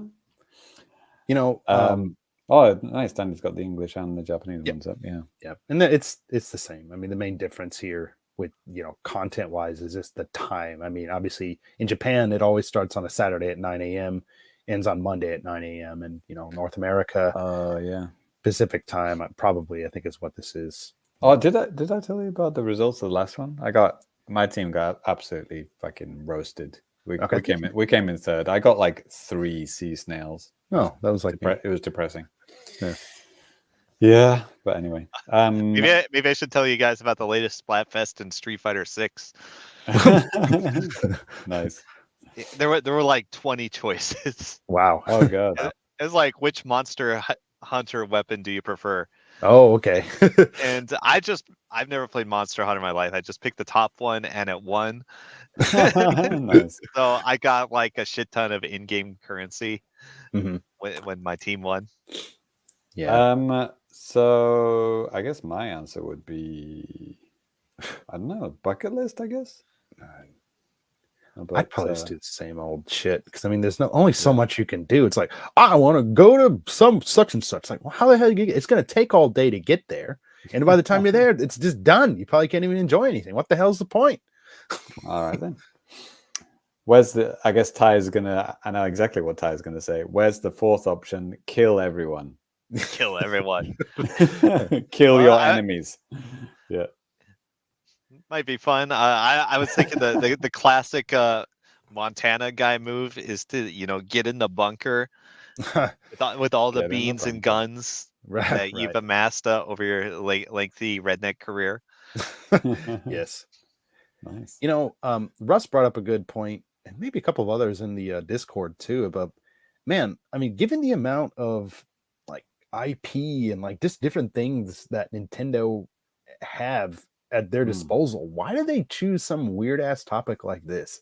Like, yeah, it's true. I mean, I get it. They can't get the license for Super Mario. Yeah, no, it's so fucking stupid. Like, yeah, exactly. It's like, why don't you just pluck out like 3 enemies and be like, which enemy do you think is the fattest or something? I don't know. Well, Daniel, the t-shirt that you're wearing, right? That Splatfest was this isn't a Splatfest one, but anyways, yeah. It was like Triforce of Wisdom, Power, and Courage, right? That was perfectly fine. A great idea. Smart. Yeah. Link it with another Nintendo franchise. Yep. Made some cool real life shirts with it as well. And then they never did anything like that ever again. It's like, come on. Yeah, it's so dumb. I mean, Pokemon, you have 3 starters. They have 3 starter Pokemon. They did do something similar, like around the very one of the first Splatfest for Splatoon 3. They did. Wasn't that just a generic fire water plan? Yeah, but I mean, it's at least Pokemon types. It's at least tying it to a franchise. It's better than nothing. I mean, I wouldn't be surprised if the next one we see is like, which would you pick in rock, paper, scissors? Rock, paper, or scissors? It's like, dude, we did that. That was not the first one, or one of the first ones. Are you serious? No, yeah. I don't know if it was Japan only, but yeah. No, I definitely so. remember that's long. I mean, Mario could just be Mario, Luigi, Princess Peach. I mean, pretty obvious. There are a lot of things that they could do. Blue Toad, Green Toad, Red Toad. I don't know. Like, come on. But I don't know. Animal Crossing. I mean, what else we got? So many fucking things, right? Yeah. Kirby. Day, DDD. Box Boy. The other guy. Right. Yeah. They have enough characters. I mean, how many characters are in Smash Brothers? What, like 78? I think like 12. Oh, that's the only ones I've unlocked. Sorry. Right. Yeah, I didn't play anymore, but I'm pretty sure there were like 8 characters. Yeah, Right. I turned the game off in disgust. That's good. Right. That's a good joke. This is nothing like the box art. Yeah, exactly. Well, let's keep rolling on with the news here. And Ty, do you want to take this next one, please? Oh yeah. It's big question mark news. Hold on, I lost my tab. There it is. Okay, Switch Successor is going to be announced soon. They announced the announcement for maybe this year. Nintendo president Shintaro Furukawa took the Nintendo's investor relations Twitter account and revealed that we will make an announcement about the Switch Successor within this fiscal year. All right. Great. 365 days. Really narrowed it down. Yep. Wow. Yeah. Well, they said they'll be holding a Nintendo Direct in June regarding the Switch software lineup for the latter part of 2024. Told fans please be aware that no mention of the Switch Successor during that presentation. Yeah. Okay. Yeah. I like it when they do that. Yeah. There's going to be a Nintendo Direct tomorrow. There will be nothing that you want in it. Yeah. Yeah. Well, we could. I have a feeling we could speculate based on what they show us. Yeah. Like based on their game lineup. Oh, Danny, did you? Oh, you don't have it in the agenda, but there have been some leaks via, the people who make like third party accessories and stuff like that. Did you see that? Which one? So there's going to be like at least one extra button on each side of the. Well, first of all, the Joy-Cons are going to be magnetically attached, right? Did we do? Well, that? Again, this is a rumor. So, like, I personally, I don't get too excited about rumors because half of them end up being absolute bullshit.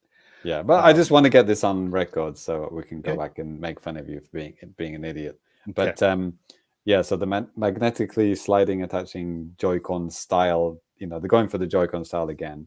The detaching controllers. At least one extra button on each controller, like on the back. So, and then what else am I forgetting? There was something else I forgot. Yeah, it's obviously going to be portable, by what we're hearing from the accessory makers, Well, what I was going to say, so the stand is also going to be different. Yeah, okay, something like that. Well, they did release like the question and answer session from the financial briefing in Japanese. So like there's no official English translation for this as of yet, but the 6th question or whatever, like one of the investors or whatever said like, hey, why did you specifically say, Switch Successor, as opposed to like, when they did this, a similar type of wording when it came to like the Wii U, they called it like the successor to the Wii or something like that. But with the Switch, they said this is a brand new concept. They did not say that this thing with the the successor to the Switch is a brand new concept. They just said it's a successor to the Switch. It's going to be called the Switch U, and it's going to flop. That's it. That's it. But like I think it's probably the other rumor that I've just remembered is that the cartridge slot is like a 2-parter thing, kind of like the Game Boy Color, Game Boy Advance kind of thing, where you can slot the Game Boy Color cartridges into a Game Boy Advance. So we're going to be able to play Game Boy Color games in the Switch? Yeah. Hell yeah. So yeah, it's going to have 2 parts to the cartridge slot. So it is going to be backwardsly compatible. So when you have things like that, it is better to say this is a successor. Like, if it accepts the previous generation's media, then it does make more sense to say that, doesn't it? Like the Wii U to the Switch, I mean, it couldn't be more different. No, right? Exactly. Like the media storage medium is completely different. Like all that stuff too. Yeah. DVDs to cartridges or game cards or whatever you want to call them. Right. So yeah, I think it's just a way of confirming. It's like, it's going to be kind of similar, guys. And old games are going to work. So yeah. And I mean, I think honestly, and maybe I think obviously, if you think about the strength of what Nintendo has had over the past, this whole generation, it hasn't been gimmicky, weird bullshit. It's just been like, let's make some games that are like good and that people want to play. You don't have to do anything like weird or crazy with it. For the most part, they do have like some of their games that were kind of successful. They're like, you have to play with motion, or you know, the Nintendo cardboard stuff, you know, all that type of stuff. It's like, well, you know, it's like moderately successful, but not like the things that went crazy. I mean, you look at the most successful games on the platform, which we'll get to the sales update here in just a bit. But you know, Mario Kart 8 Deluxe, it doesn't do anything crazy. It's just a straight up port from the Wii U. You know, obviously enhanced, and it does have like a lot more content and stuff like that. But it's just a regular video game, and you don't have to do anything weird. The Zeldas are, you know, Zelda games. There's nothing crazy or weird about it. It's just Nintendo's just making games that Nintendo fans want to play. That's all they need to do. It's that easy. So, yep, there it is. Yeah, it'll be interesting though, James, to see like how many of these rumors are true. You know, the magnetic thing. It's like, how? I don't, man. It just, you know what I mean. It just seems like, how are you gonna do that, like, and not have somebody like. Well, the other rumors were, you know, like it's got a 8-inch screen and it's 4K. You know, it's kind of very obvious things, you know. 1080p in portable mode, and then 4K when you dock it. Yeah, man, I just hope that, because you know I have 2 Switch docks, and it's really nice to have one I can use for capturing, and also just up here for game night and stuff. But it's like if they get a new Switch and they're like, "Yep, you can only have," you know, and like we're not going to sell any docks additionally either. So it's like, okay, cool. Now I'm gonna have to disconnect everything, you know. It's just kind of annoying. But yeah, the third button thing, the third button rumor as well. It's like yes, could be anything. I mean, it's also not that interesting for me. Like, do we need an extra button? I don't know. I think one of the Xbox controllers, Ty, has like a what's the most expensive Xbox Series X controller? It's like those Elite. Oh yeah, like the fucking pro gamer thing with the extra levers and shit on back. Actually, the most expensive is probably they're like a disability controllers where you can BYOB your own bizarre setup. Like I want to get into that, but just doing Frankenstein stuff. But that Pro Elite controller, Ty, that Pro controller thing, is it like a customizable third trigger? Like you can do anything with it, or somewhat, maybe. Yeah, I'm not sure, but yeah, that shit is expensive. What's it going to be like on Nintendo? ZL, ZR, and then what? YX or something? Like, what are they going to do? What are you going to call it? Z3? I don't know. I don't need it personally, but yeah, whatever. Right. Well, I mean, just I guess moving on in terms of like the you know, obviously there's a financial report Nintendo released, all sorts of different data and stuff like that. And one thing that I think it might have been Russ. He commented on X, Twitter, social media, if you will, because I know some people are sensitive to these things. The social media platform that cannot be named. How about that? We'll settle with that. But it was interesting to see that in the overall like sales of games from the past, you know, fiscal year, it was interesting to see that Mario versus Donkey Kong, and also Princess Peach showcase. Oh my god, the Princess Peach game. Showtime. Thank you. They both tapped over 1 million, and with Princess Peach, that was just in a matter of like a week or something like that, because it came out so late in March. So that was kind of interesting.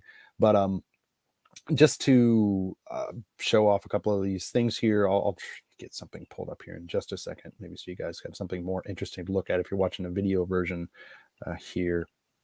But yeah, I mean, some things are pretty expected. You know, like Tears of the Kingdom still was like basically the highlight of the year for Nintendo in terms of sales. Damn it, hold on, I can get some stuff pulled up here. This it? Nope. Yes. Okay.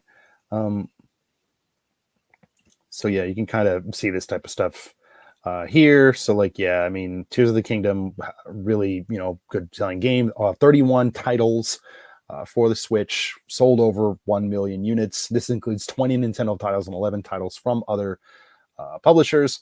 In terms of just what these games are, so it's like, yeah, number 1, Tears of the Kingdom. Mario Wonder was also up there too as the second best-selling game for the Switch. Mario Kart 8 Deluxe was up there. Switch Sports Pikmin 4 was also way up there as well. Mario RPG, Animal Crossing, Smash Brothers, and yeah, then a lot of it's just other stuff that we might have seen before. But yeah, it was interesting to see that, yeah, Pikmin did have a killer year one of the statistics I saw about it as well is that Pikmin sold way more in Japan than it sold anywhere else. Like almost. Whoa. Yeah. I'm trying to think of, that's wild. I might be able to pull that up here. Because it's like in the tiny text where it's like not. So I always wondered why Pikmin wasn't as popular here, because it's like small, cute things that you can easily make like little trinkets out of and toys out of, right? Right. But I guess it is finally becoming popular.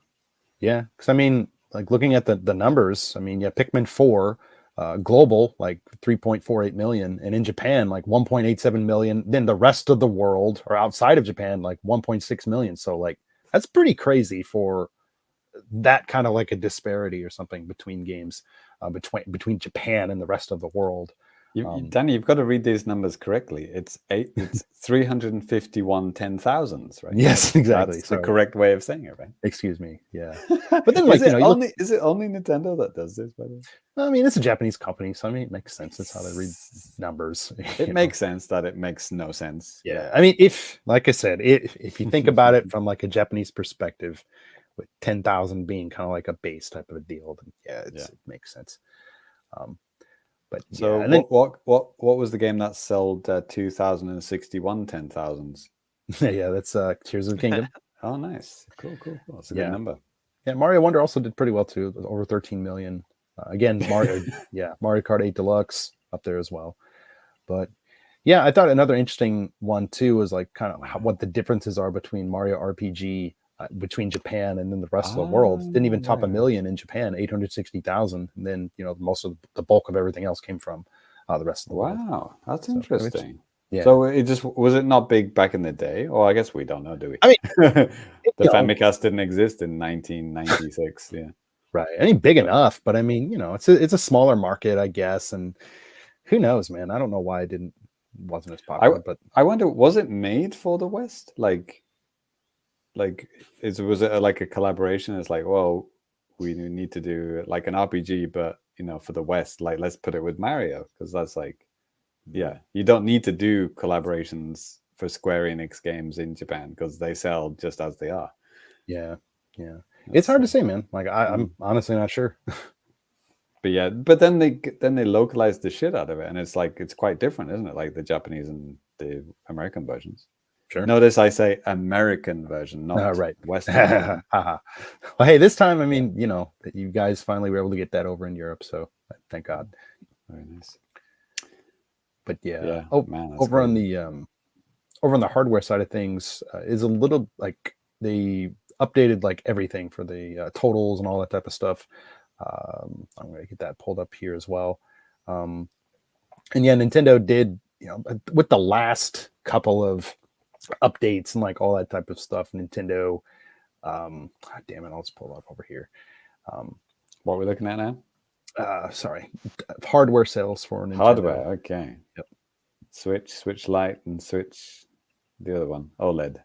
Right.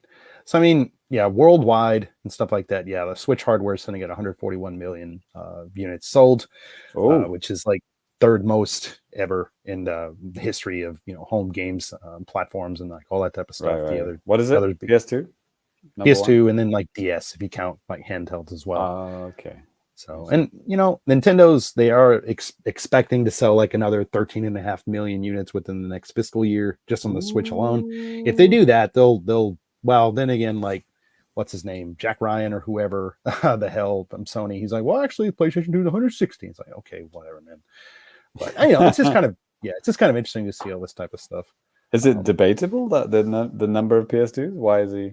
Well, like I think the last time was officially reported, it was like 155 million or something, and then just some semi recently, he's like, no, actually, the numbers were like 160. We just stopped like I don't know, it's like some kind of bullshit thing like that.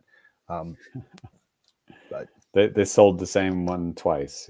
They refurbished it and sold it as a new one. Right.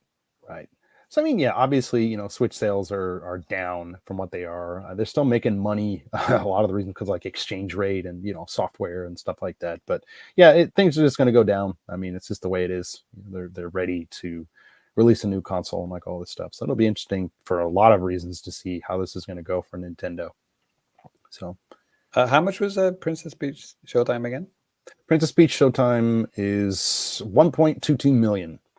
Oh, okay, not too bad. Yeah. And then Mario vs. Donkey Kong 1.12, and then like just throughout this year too, Kirby and the Forgotten Land added like another million. So it's like still like I believe the best-selling Kirby game to date, 7.52 million. So good for that series. It's kind of cool to see a lot of these series kind of getting a Switch boost, popularity and like all that type of stuff. So that's the 3D one, right? Yeah. Discovery. Yeah, exactly. In Japanese, yeah. Yeah. Cool. Yeah, so that's the financials. And before we go ahead and move on to the next part of the show, I did want to just share just a couple of very quick hitters. Between the last episode and this one, there was an N64 update on the Switch. Of course, for those of you in English-speaking territories, you got the acclaimed classics, Iggy's Wrecking Balls and Extreme G. I was kind of mildly interested. Title. Yeah. I've played both of them, like just now, like recently on the Switch and stuff like that. So yeah, they're okay. But Japan at the same time got good old Blastdozer, as everybody knows. Good old Blastdozer. Good game for once. Yeah, aka Blastcore, if you didn't know. But yeah, I mean, they whenever that stuff came out in after the Nintendo Direct in February and stuff like that, just the release stuff is always kind of weird sometimes in Japan. But anyways, that's just kind of how they did it. And also, I'm pretty sure Iggy's Wrecking Ball did come out here. Maybe Extreme G did as well, but like Acclaim wasn't as big of a seller, I think, in Japan as what it was in the West, like the games from Acclaim. So yeah, Extreme G, I don't think it did very well in Europe. I had a very negative opinion of it for a long time, but I always said it was like really popular in the States. Yeah, I mean, I never owned it. I wasn't really like Cruising USA was the same thing. Oh, okay. Like it was absolutely shit canned in the UK and Europe, but like for some reason, like you guys fucking loved it. It's like okay. Actually, I gotta say that the Cruising USA reviews were pretty negative at the time. Yeah. Oh, okay. At least like negative to mediocre or something. They never said it was like amazing. But I think it was popular. It was a million seller, on the system. I think it was part of. Yeah, that's what I mean. Because my image of Cruising USA is reading the Nintendo official magazine in the UK back in the 90s, and it got like something like 17%. It was like the lowest score I'd ever seen in that magazine. Wow, ever. that's crazy. I don't think and then years later, is like like you just said, like a million seller in the States. Yeah. I'm like, what? That game that got 17%? Yeah. Fucking hell! I mean, early N64 game. There's not a lot on the platform, so it's like kind of catchy box art. You see pictures. Yeah, like you get this or like Wayne Gretzky. Yeah, and it's like if you hate sports, it's like, well, I know what I'm going to go for. Right.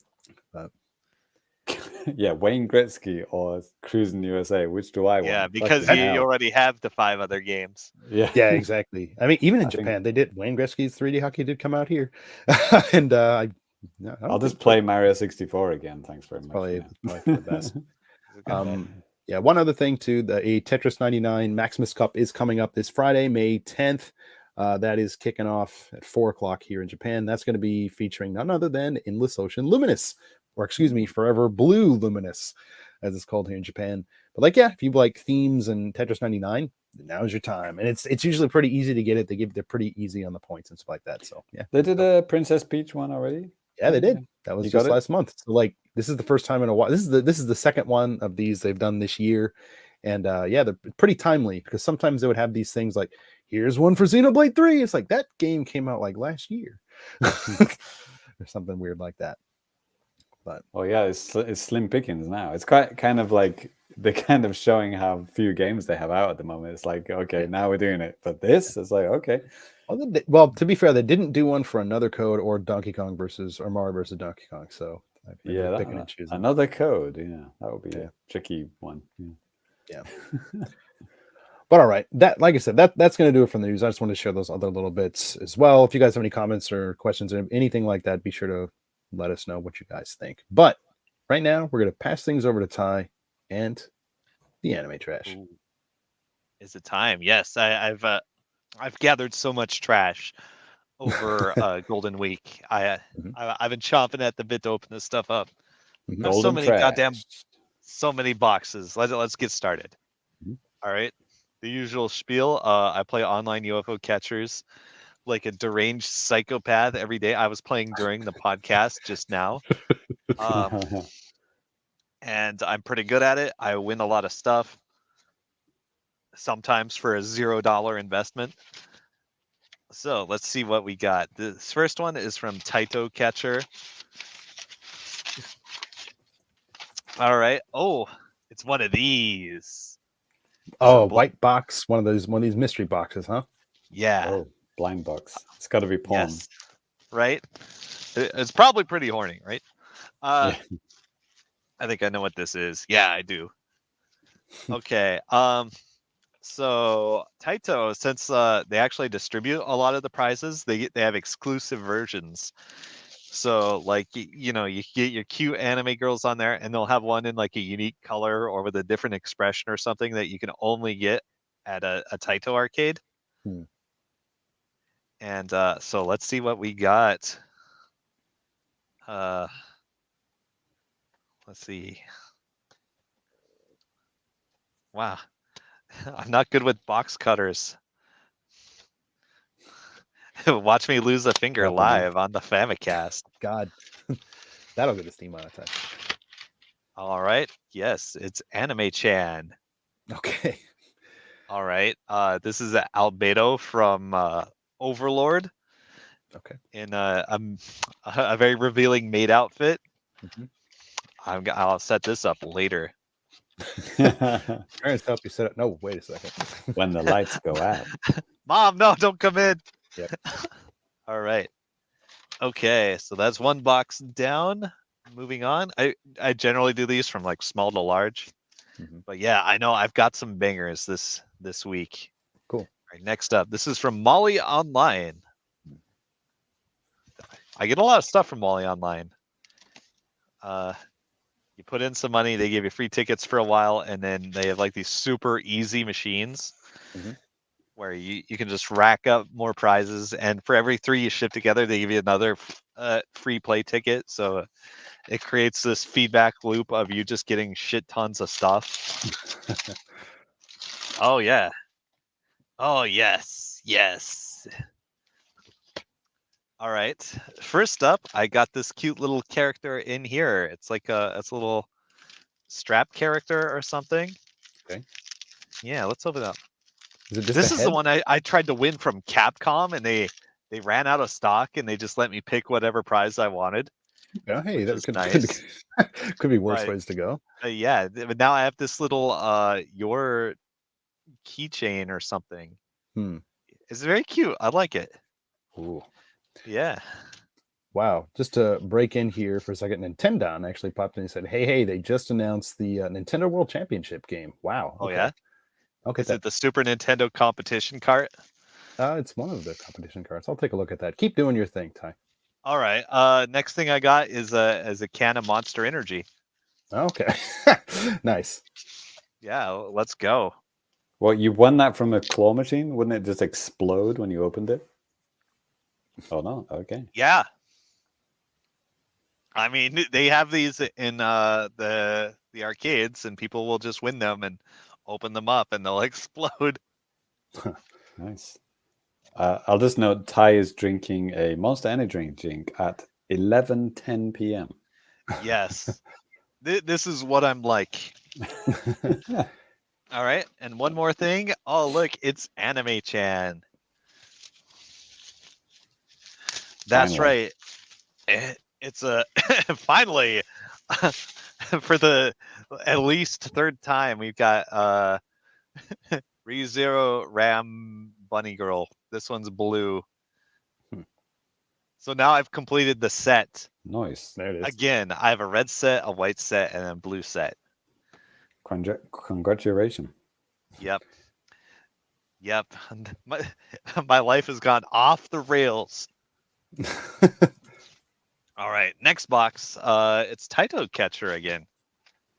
You know, I don't play them too much since the free tickets have dried up, and it's actually kind of expensive to play, but I think there were either I got lucky or there's something I really wanted on there. So let's see what's cooking in here. It's kind of a big box. There might be a couple things in here. No? Oh. It's a much bigger, heavier white box. By the way, dare I open it? I forgot to actually welcome Tony. He is here. He came in earlier and stuff like that. But I like this comment too. Tony says, "The Bunny Girl King." It's true. Like every time I see one, I just have to win it. It's their fault for offering me so many. Right. I know John Carter's like, where are the cat girls? Right. Like they're just not up there. Where are the rhinoceros girls? Yeah, where are the rhinoceros girls? Right? Playboy magazine could have changed history forever. What? But you know, they went with the bunny girls, right? Yeah, you got a good point. Could have been a rhinoceros. Could have been a hippo. I don't know how you. All right. Oh, guess what? It's my overlord wife again, Albedo. She's back. Yeah. It's just been a couple of minutes. Yeah, and like some assembly required. Oh, shit. Okay. Wow. Okay. A lot of assembly required by the looks of it. Yeah, it looks like 1, 2, 3, 4, 5 parts. Yep. So she probably stands really tall. Then yeah, that explains why this is so heavy. But so yeah, this is the Taito exclusive white color. I actually have the original color from a previous episode right here. Right, my anime wife. Oh, Ty, was that the game that you were talking about on Discord? Yes. Overlay. All right. Yeah. It was on sale on Switch, like when you mentioned it. I don't know if it still is. Yeah, I bought it. Yeah. I haven't played it yet, but I did grab it last night. On Steam or Switch? On Switch, actually. Oh, wow. Okay. Yeah. Just to break in just for just a second, after the anime trash is done, I'll show the information about the new game. It looks pretty cool. But anyways, carry on, Ty. All right, cool. All right, we got a box from Toreba. Toreba. You can play Toreba from around the world, and they'll actually ship it to you. But Toreba sucks. It's so fucking hard. Well, not for you. You fucking won yeah, everything. not for me. I am a golden god. but for you normies out there, right? Yeah. Do not attempt at home. Yeah. I don't remember winning this at all, but it's a snow Miku.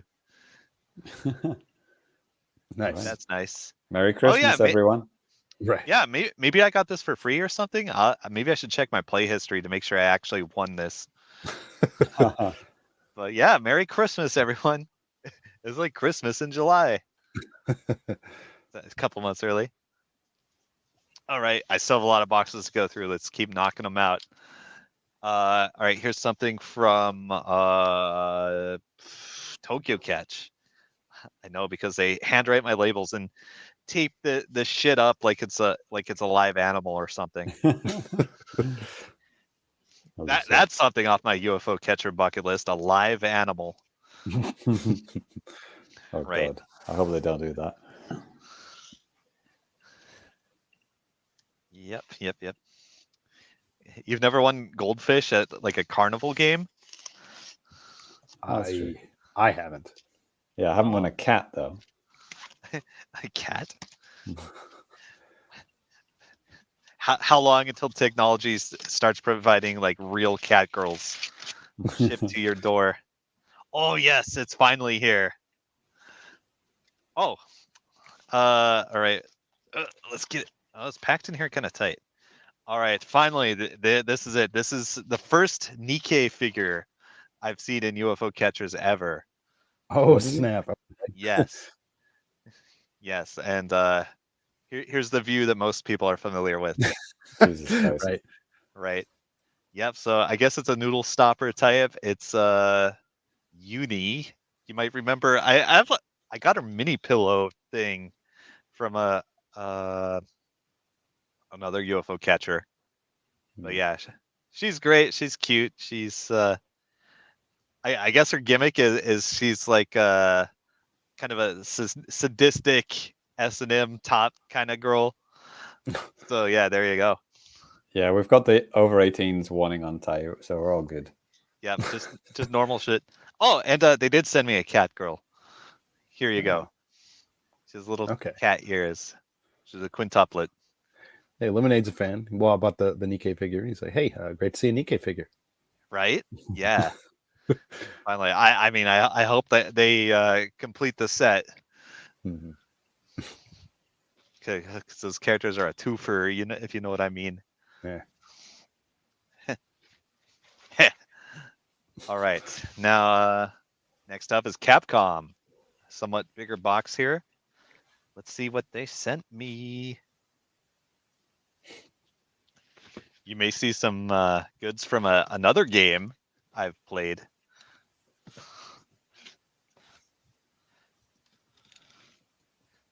If this has what I'm thinking of. Yes. Yes, it's here. My official Suica game watermelon. Nice. Oh, nice. Yeah. Wow, yeah, Look recently at they've that. been putting those in the old UFO catchers. Saw that. Yeah, let's get that one in the thumbnail for the YouTube. Right. Hell yeah. All right, yeah, there you go. I opened it up for you. Oh man, super jelly, man. That's Yeah. awesome. The kids Hell are going to be impressed with that at school as well. Okay. Yeah. Hell yeah. I was playing a Suica game knockoff. It was like it was about frogs or something. It was like built into the like the GX browser launcher. It was really fun. I think there's a browser version of the Suica game, which is free, isn't it? That's not an official thing. Yeah. But I mean, yeah. All right. Next is this. I'm sure this is a random prize that I got from the random prize machine. I have no idea what this is. Is that Dojan? No, it says colorful peach. Colorful peach. No idea. Chibi Gurumi Volume 2. All right. Okay. I was hoping for another Suica melon because there's like a whole set on there. Yeah. Oh, All wow. right. You can get all the fruits? Yeah. Yeah. Nice. All right. So Yeah, think I could throw this up on that pile behind me. You can certainly try. He shoots, he scores, and it drops. I mean, nice try. All right. All right. Next up. Ty hit the target, but there was so much shit on his shelf, it actually rolled off. Yeah. Just for the audio listeners there. All right. Next up, I've had my eye on this one for a while. This is a Dragon Ball Android 16. Oh, nice. Figure. Nice. Yeah. His fist blasts off. I actually play Android 16 in Dragon Ball Fighters. Cool. Yeah. And here's how to play him. You grab the Goku and you dunk him. So good. Objective dunk Goku. So now I can put him by my fighting game setup, I guess. All right. Next up. Oh, yes, it's a ReZero. It's Reb. Nice. She's here. She has like a cute nurse maid. It's like a nurse and a maid, I guess. Yeah. Right. It's a nice outfit. I think you could actually get this outfit in Nikkei if you like put in a shit ton of money for the season pass during the ReZero event. Okay. Yeah. Don't do that. Don't do that. Yeah, shit in Nikkei is way too expensive. I have not spent a cent on that game. Nice. Yeah. Because I mean, they ask you to put in like $10 that like you could grind out in like a day. It's like, So I guess like the only people they target in that game is like the whales at the top of the leaderboards. Yep. All right. Next one. This is from Claw JP, Crane Game Master. Yeah. So you talking to me? That's like the newest site I've been playing. It's a little weird, but I think I've unlocked free daily tickets forever on that site. But shipping is a little bit rough in the sense that they don't ship it to you free unless you win at least 2 things. Okay. And their storage actually expires relatively fast. It's like 2 weeks or something. So they end up setting up these hostage situations where they try to get you to put in money, or they kill the hostage. Wow. Yep. Yes. I got some good shit though. I got this Zabza figure. Oh. Now this is actually my favorite Naruto character because I played him in the game. Okay. Yeah, I was very much a Zabza main in Naruto Gekito Ninja Taisen. He's cool. I like Big Sword Guy, even though he's only appeared in like the first season of the show and then never again. He's my favorite character. And I thought this figure had disappeared from all the UFO catcher sites, but Claw still had it. So I'm like, okay, I'm gonna get this shit. So yeah, now I have this guy. He even does this move in the game. It's great. All right, and I'm putting this on the off-screen mountain. Don't fall, please. Wouldn't be the first time. All right, now guess what? It's time for another bunny girl. Let's do it. Okay. Yeah. Well, okay. Bunnies, Easter, right? Yeah. Happy Easter, everyone. Yeah. Oh damn. Oh god. Happy Easter. Yeah. So yeah, this is Power from Chainsaw Man. Previously appearing in a little cute plush form on the show. We call those hot cross buns in the UK. Damn. Two people will get that joke. Oh yeah. What do you think? Yeah, I got the plush. I got the bunny girl figure. Right, totally different vibes going on different here. strokes, different folks, man. I mean, yo. Yeah. All right. Ooh, that's looking a bit a bit dangerous. All right. I want to edit a video of Ty where like something falls in him, and then we edit in the "you died." Yes, the Dark text. Souls, you died. Yep. All right. Next up, Toriba again.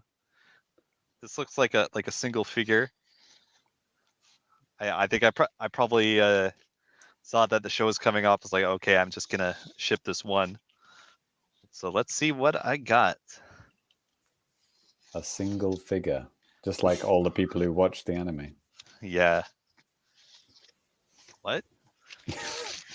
Single. Oh yes. It's here. I've completed the set, the Pop Team Epic set. Oh, is that like the Funko Pops, but No. or something? Oh, or God. okay, I remember now. You got to see the show. It's so good. Okay. I'll post a clip in the Discord later. But yeah, see, they're a set, and now I've completed the set. Good job. Life Tony, complete. Yeah. In terms of like the avalanche idea, he's like, yeah, it could be like a super cut if avalanches happen multiple times. Yeah, that's true. Yeah, I think also, we've had 2 or 3. Yeah. It's only I remember one in particular. Those boxes, right? You had them like stacked up really oddly above your door back there, and they just those like it just happened. Yeah. All right, I got 1 box left. Okay. It's a big one from Molly Online. It's kind of lightweight though. It might be filled with plushes. Let's find out.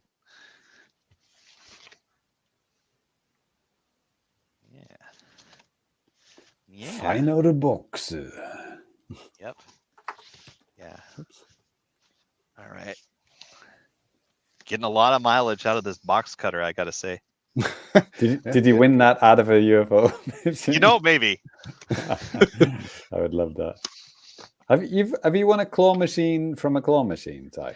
I think didn't you win like a toy one? Or did I imagine? Yeah, I won like a bag that looks like a claw machine. Oh, okay, that's it. Yeah. And let's see, what do we got in here? Oh yeah, this is actually just a lot of empty space in this box, but all right. What do we got? I got a plush. Okay. This is a plush Nikkei. This is one of the twerk girls, but in funny little gremlin form. Yeah, she's also a cop. That's her gimmick. Does she look Do like I a look cop? like a cop? Right. Say what? No, she doesn't. Yep. Yeah. Yep. Yes, she is. She's a funny face. She's cute. I love her. Unceremoniously thrown in a box. All right. Yeah, they one of the Tony goes on too about the avalanche things. Like one of them could be like the Resident Evil Dead screens or something like that. Yeah. Like with you getting avalanche, you know. There you go. Perfect. All right. Next up, some kind of figure. I'm not sure what this is. Let's find out together. It's funny because I don't remember any of the figures that you opened, Ty, but I do remember the weird shit like the shelf or the claw machine from the claw machine. The bloodied dog's head. Oh, the tent. The tent. The tent was a good one. The tent was good. Corn. Yeah. And then of course the corn, which turned into our own Famicast meme. Yeah. Yes. All right. So I don't know what this is. This is a character named Shy, I guess, or a show. Blonde, busty gal, tight clothes, wearing a big jacket. Spirits, yeah. Got a big hat. Mm-hmm. Yep. Okay. Yeah, I have no idea what this is. Welcome to the club. Wow. That's a lot of trash. Wait, we got one more thing in here. There's more trash. Just a little guy. Just a little thing at the bottom of that box. It's a Sumiko Garashi. Oh, yeah. The lizard guy, right? Yeah, lizard guy or girl. I don't know if they have genders. Right. I've asked my students and they don't know. All right, I'm gonna open this up. This is actually isn't a plush thing. This is like hard plastic. You could throw it at someone. It's like a hockey puck. Oh, you could try to throw that up there, Ty. Yeah, I think this would hurt if you hit somebody with it. Yeah, just like a hockey puck. Yeah. It makes a satisfying tap sound when I tap on it. By the way, Don knows who Shy is. He said, hey, I've seen Shy. It's a bunch of worldwide heroes trying to stop the apocalypse from happening. The Japanese hero is literally called Shy. Okay. Oh, nice. Finally, context on one of these goddamn figures. Yeah, seriously, anytime you guys out there have any context on any of these, let Ty know. Sometimes it's just like, yo, it's anime trash. He needs it. It's Anime Chan. I love her. Yeah. I like I've never seen ReZero. Like I have no idea what that show is about. It's just like there's these two girls. They look like maids, and they're super popular. Right. I have been watching Overlord. I'm actually well into the show now, and I'm gonna play that game. So I will report back about that probably next episode. All right, so that's anime trash. Okay. We got Suika game. Hell yeah, man. Yeah. Well, like I mentioned here, Don actually, broke that for us. Thank you again, Don. But there is a new game announcement that just popped up just like a few minutes ago. And Nintendo World Championships are returning. And Nintendo has shared stuff on social media. There's stuff from Nintendo of America. There's also some stuff from NCL as well. What this is it's a, as you can see, well, maybe you can't really see right now. This is, like a trailer or something right now. But yeah, the idea, let's skip ahead.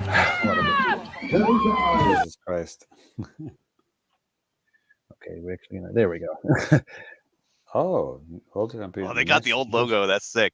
Yeah. So local multiplayer type of local stuff. There is some local multiplayer type of stuff. Online leaderboards. You're just trying to get, high scores on like a bunch of classic, NES games. And this is coming out on July 18th. And, this might seem like a surprise to some people out there, but I've been harping on this since last July that in Japan, Nintendo has been making a big deal about the Famicom 40th anniversary. They just started doing this whole list of stuff last year in July. And this is kind of like the culmination of it because it'll be at that point 1 year to the day when they started doing this stuff. So boom. So this is using the ROMs from the online service, I guess. It's its own separate. No, it's its own game. So I mean, I don't know exactly how they're doing it, but maybe is this free? Is it free to download? No. It's a game. It's a thing. But there is a special edition that you can get as well for Whoa. people in North America. It comes with like this cartridge type of deal and like some postcards and a physical version of the game. And this in the US, that's like $59.99. In Japan, they have a different set, which I'll bring up here in just a second. Wow, that's wild. So, like, how many NES games do you get then? Several, but I mean, it's a discount game. Like the standard retail price in Japan, at least, is like 30 or 3,000 yen or something. So I don't remember what it said for the standard version in the West. Oh, and the Famicom games, versions are usually harder, aren't they, than the American ones? Well, I don't know if they're gonna go that crazy, but I'll show you the Japanese set here. Yeah, because the Japanese special edition set comes with basically all this stuff, but like more geared towards the Japanese audience, like postcards that are based on Japanese box arts from the Famicom games and also from the Disk System games. You get this pin set, also 5 different pins, a physical version of the game, and it gives you, they're just throwing in the Famicom 1 and 2 controller that are Joy-Con that are available in Japan. Seriously? That set in Japan is like almost 10,000 yen. Oh, I was going to say, yeah. So it's more. Yeah. I mean, considering those controllers were pretty expensive when they first came out and stuff like that. So that's kind of cool. Yeah. Well, I don't know. I can't really say if that's a good deal or not. I mean, it looks like, it's a high score type of a game type of deal. So, I mean, it looks like it could be kind of fun. All the add timers and checkpoints to, old NES ROMs. But yeah sure. I mean, kind of gives me like NES Remix type of vibes kind of to an extent. But like this is more and stuff like that, so we'll see. Again, it's kind of like a budget kind of price type of thing, and it's available to pre-order right now. I know like the Japanese stuff's available to pre-order right now. I'm probably gonna do that after we're done recording, just to get it. But I don't know. Ty would be the only person interested in this. I don't know. Ty, thoughts? Oh yeah, that sounds fun. It looks really fun, especially if it's a very, very leaderboard kind of game, if you know what I mean. Yeah, that's what it kind of seems like, and I'll have to give it a proper watch. It'll be online for 2 years. Right.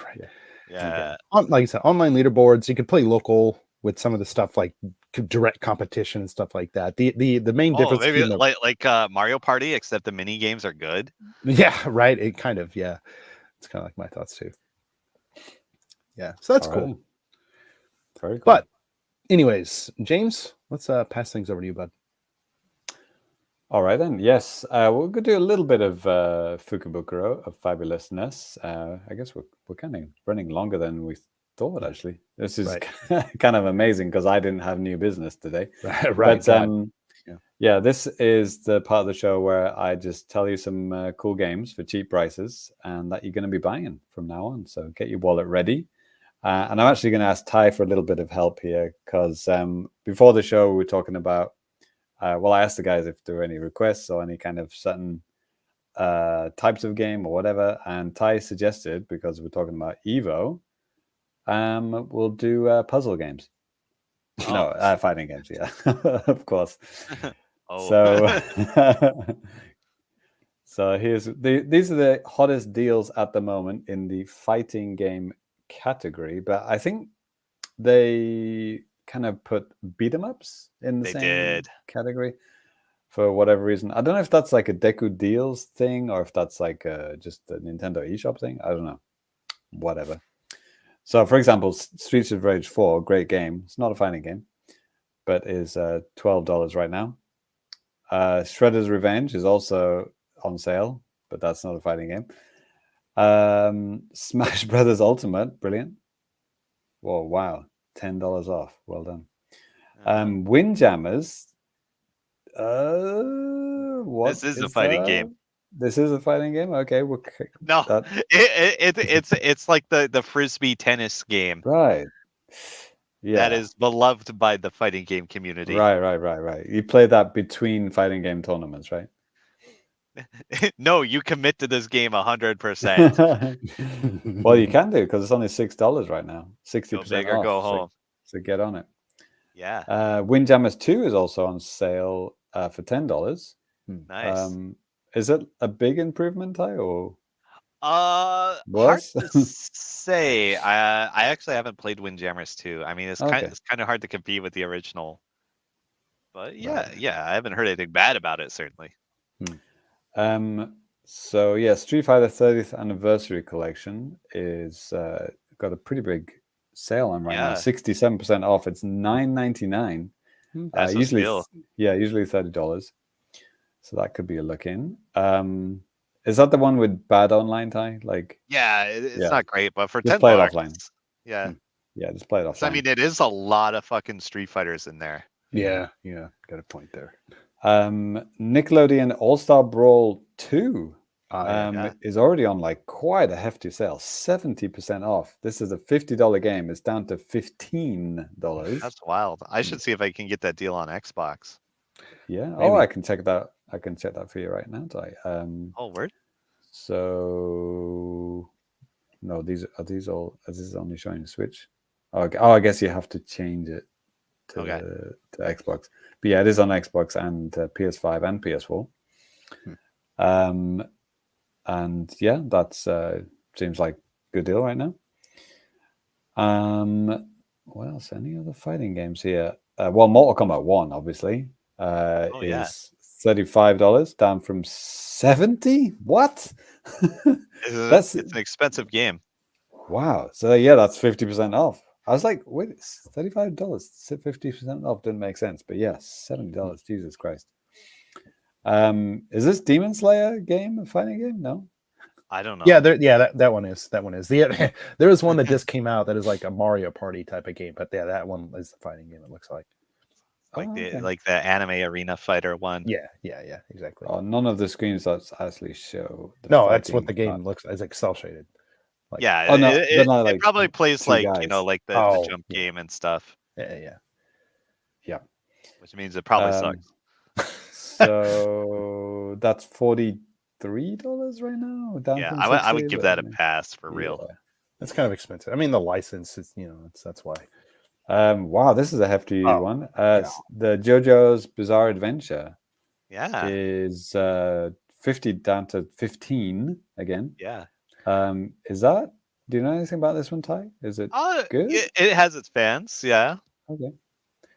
Right next to that AEW Fight Forever. Yeah, don't Danny's recommendation. $20. Yeah. That's stupid. It's fun, but like you're playing on the Switch. Don't. What do you mean? It's too cheap or not cheap enough? No, it needs to be cheaper. It's not really a good game. I like it, parts of it, but it just misses the mark on a lot of different ways. Okay. Capcom Fighting Collection. Yes, it's like all the fighting games that aren't Street Fighter. Right. And this is a good deal. And it actually has good net play and stuff. And it's like the first and only time that you could get Red Earth on console. So yeah, this is what was the price again? I just missed it. It was $20 down from 40. Down 40. Yeah, 50% off. Yeah, so $20 right now. Oh, Puzzle Fighter as well. Yeah. Nice. We got Darkstalker. Yeah, there's Red Earth. That's the dinosaur one. Yeah, dude, that's the weirdest fucking characters. We got Pocket Fighter. We got Cyberbots, Capcom's most popular game. Nice. Oh, it does have Street Fighter on there. Okay, it's got a right, Street Fighter. Nice. That's Super Turbo. That's the only Street Fighter you need. All right, actually, that might be like the Street Fighter like weirdo one. 25th anniversary version. Oh, okay. Which is kind of a special thing, but it's nice. Like in here. Hyper Street Fighter 2. Yeah, anniversary edition. There it is. Yeah. Yeah. Cool. It's quite nice, actually. Nice. Yes, that's $20 right now. Seems like a good deal and a good game. I'd recommend it. The Capcom Arcade Stadium bundle, is this the thing that's like piecemeal? You have to like buy all the individual bits? Yeah, don't do that, maybe? Yeah, it's not great. It's not great, okay. Dragon Ball Fighter Z, Ty was just talking about that about 5 minutes ago. $10. Wait, I believe it's been cheaper though, hasn't it? Look at that title again, very carefully. Oh, shit. Yeah, sorry, yeah. The Fighter Z Pass. So yeah, you get so that's like 5 or 6 characters. Oh, okay, shit. Okay. I'm assuming the game would also be on sale. It would make sense, wouldn't it? Yeah, you'd like to think. Melty Blood Type Lumina. Hell yeah, that's a real man's game. As seen in the anime trash, I've gotten like I had the towel and the figure of our kid there. Don Don chimed in here with the Capcom Stadium bundle. With the bundle, you get all the games like all at once, which is, according to him, he said that's actually a pretty decent deal. But yeah, you can buy the stuff piecemeal, but there is a bundle. Okay. So the bundle would be a good deal. Yeah. So Melty Blood is $25. Ultra Street Fighter 2: The Final Challenges. Is that the Switch launch game? Yes. Oh, the bad one? Okay, we'll skip that one then. Mortal Kombat 1 Premium Edition. Premium Edition. $110 down to $60. Okay. Wow. Is that like all the characters, all the DLC? Probably. I'm assuming. Okay, another bundle, Capcom bundle. Capcom Fighting bundle? What's this one, Ty? Let's have a look. Actually, it looks like Darkstalker, Street Fighter. Oh, okay. Capcom Fighting Collection. Okay, Street Fighter. Oh, it's the two collections. Okay. Oh, just both together. Yeah. Oh, okay. Yeah. Wow. You see, those are the same screenshots. Okay. Okay, so that's interesting. That's $25. So I guess that would be the better thing to buy, wouldn't it? Do you get everything? That's a steal, actually. Yeah, that seems weirdly too low, doesn't it? Like, yeah. Individually, it's like 20, or you can get everything for 25. ACA Neo Geo Real Bout Fatal Fury Special. All right, $4. That's a Neo Geo ROM. If you're for like Real Bout Fatal Fury Special, go for it. Oh, Capcom Arcade Second Stadium Bundle. So that's what Ty was talking. Don was talking about. Yeah. So the bundle, that's safe to buy because that's got everything. Brawlout. I actually have Brawlout. I think I do too. Isn't it free? Yeah, we were waiting for Smash. I think we got codes for it from somebody generous. Maybe, yeah. And it was before Smash came out, and it was like a very Smash-like game, right? Yeah. So, and it was very pretty. Yeah. Another Melty Blood game, Deluxe Edition. That's the same one. Yeah, Deluxe Edition. There are a lot of DLC characters. I remember they were releasing their DLC characters for free. I don't know if they stayed free or not. Gang Beast. Gang Beast. Wow, that's quite expensive. $28. Okay. Yeah. I thought that was, for some reason, I thought it was like a $10 game, but me too. Yeah. Cobra Kai. Oh God, I bet that's really bad. Probably. Yeah. Okay. See anything else? Oh, that Dragon Fighter Z Legendary Edition. That's $44. I would recommend against getting it on Switch because the game got like a nice upscaled rollback edition on PC, Xbox, and PlayStation. Okay. And it has to be like Xbox Series or PlayStation 5. Oh, okay. Just go back up a little bit. Xenoverse. DNF Duel. That is a weird fighting game. That is a fighting game? Okay, I totally skipped this one. Yeah, it's made by Arc System Works. They made Guilty Gear, etc. It's very pretty, but it plays in a very janky kind of way that some people like. It feels like a busted old fighting game, which is great or terrible depending on your perspective. All right then. They also gave this game. It was a lot. $34. Okay, it's not even but that much off, I played the beta for this, and it does have the good net code, and they actually gave it away for free on Epic Games for like 1 day. Oh, okay. So Them's Fighting Herds. Ty, this was a good one, right? Them's Fighting Herds. Yes, but there was some drama with the game where I think it's like some fucking company like bought the rights and put out a bad patch and fired everyone. Yeah. Oh, So okay. there's an issue with that, but other than that, it's a good game. Okay. Right then. Yeah, I think there's plenty to be getting on with there. Yeah.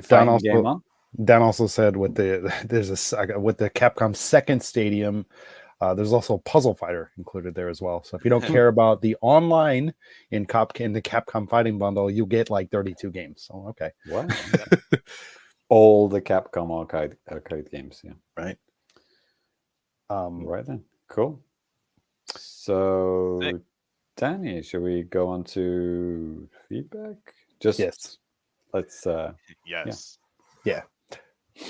So if you guys have any questions, comments, or anything like that you want to get to us, you definitely can do that. You can reach us at thefamicast@gmail.com. Hit us up on social media at thefamicast. Hit us up in YouTube comments on our site articles, and you can have comments read out on the air like we will be doing next time.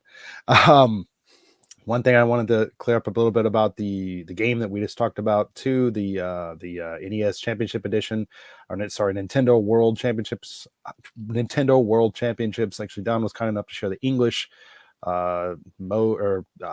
site article with me. 150 challenges over 13 games, including like Mario, Zelda, Donkey Kong, stuff like that. So that sounds pretty similar to kind of like a NEX remix type of thing, but just like maybe more kind of fast paced type of deal. Anyway, I don't know. It should be a pretty cool game. I'm probably gonna get this.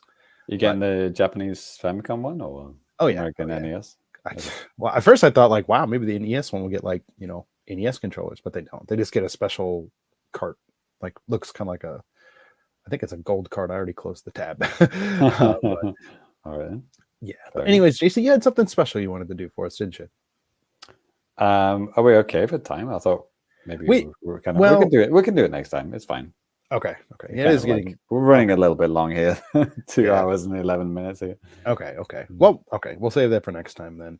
Yeah. And I guess that's actually just going to close out the show. Yeah. Again, sorry guys, kind of missed out on some feedback. There were some like really interesting ones that some of you guys had left over like the past 3 freaking weeks. Yeah, but and of course, all you guys joining us in the chat, thank you guys so much for that. We really appreciate the kind of banter back and forth. I know I might have missed a couple of things too. I'm sorry about that, guys. But again, we really do appreciate it. By the way, Ty Lemonade was kind of surprised that you had never played Monster Hunter. Yeah, like it just seems like we've all played it. It just seems like it should be something that we've all played, like being here in Japan, at least like at played TGS the demos. or something. Yeah, exactly. But played all the demos. Didn't like any of them. Yeah. But anyways, just for the chat, I want to thank you guys again. It's today. Russ was here for a little bit. Lemonade, John Cario, Tony, Hi Tony popped in for a bit too. Hey Tony, and Don of course as well. Thank you guys for popping in and hanging out. We appreciate that. If you guys want to follow us on social media, you can. If you want to follow me, you can follow me at DannyBiv. That's on Twitter and Blue Sky, DANNYBIV. JC, where can the fine folks find you? Family complicated. Only on Blue Sky. Delete Twitter from your phone right now, everyone. Thank you very much. Social media that cannot be named. Why did you just say it, James? Elon Musk is going to come and possess something like your microwave and he can't even possess a wife. Oh, hey you. Good point. Where can the fine folks find you, man? Super Cat Drugs at socialmedia.com. My favorite website. Cool. All right. Well, I'm getting some things pulled up here in the background to close out the show. That is going to do it for the Famicast 268. Again, thank you guys so much for stopping by and hanging out. Hopefully the latter half of the Switch's life cycle isn't going to suck too bad, or this last last couple of months or whatever. It's going to be interesting to see what they show off in June. We'll be back before that, of course. But yeah, that's going to be it. Pulling up an ender screen here. Bear with me. Running out of things. It's green and yellow. Yeah. Anyways, thank you guys so much. We will catch you next time. Peace. Peace. Lates.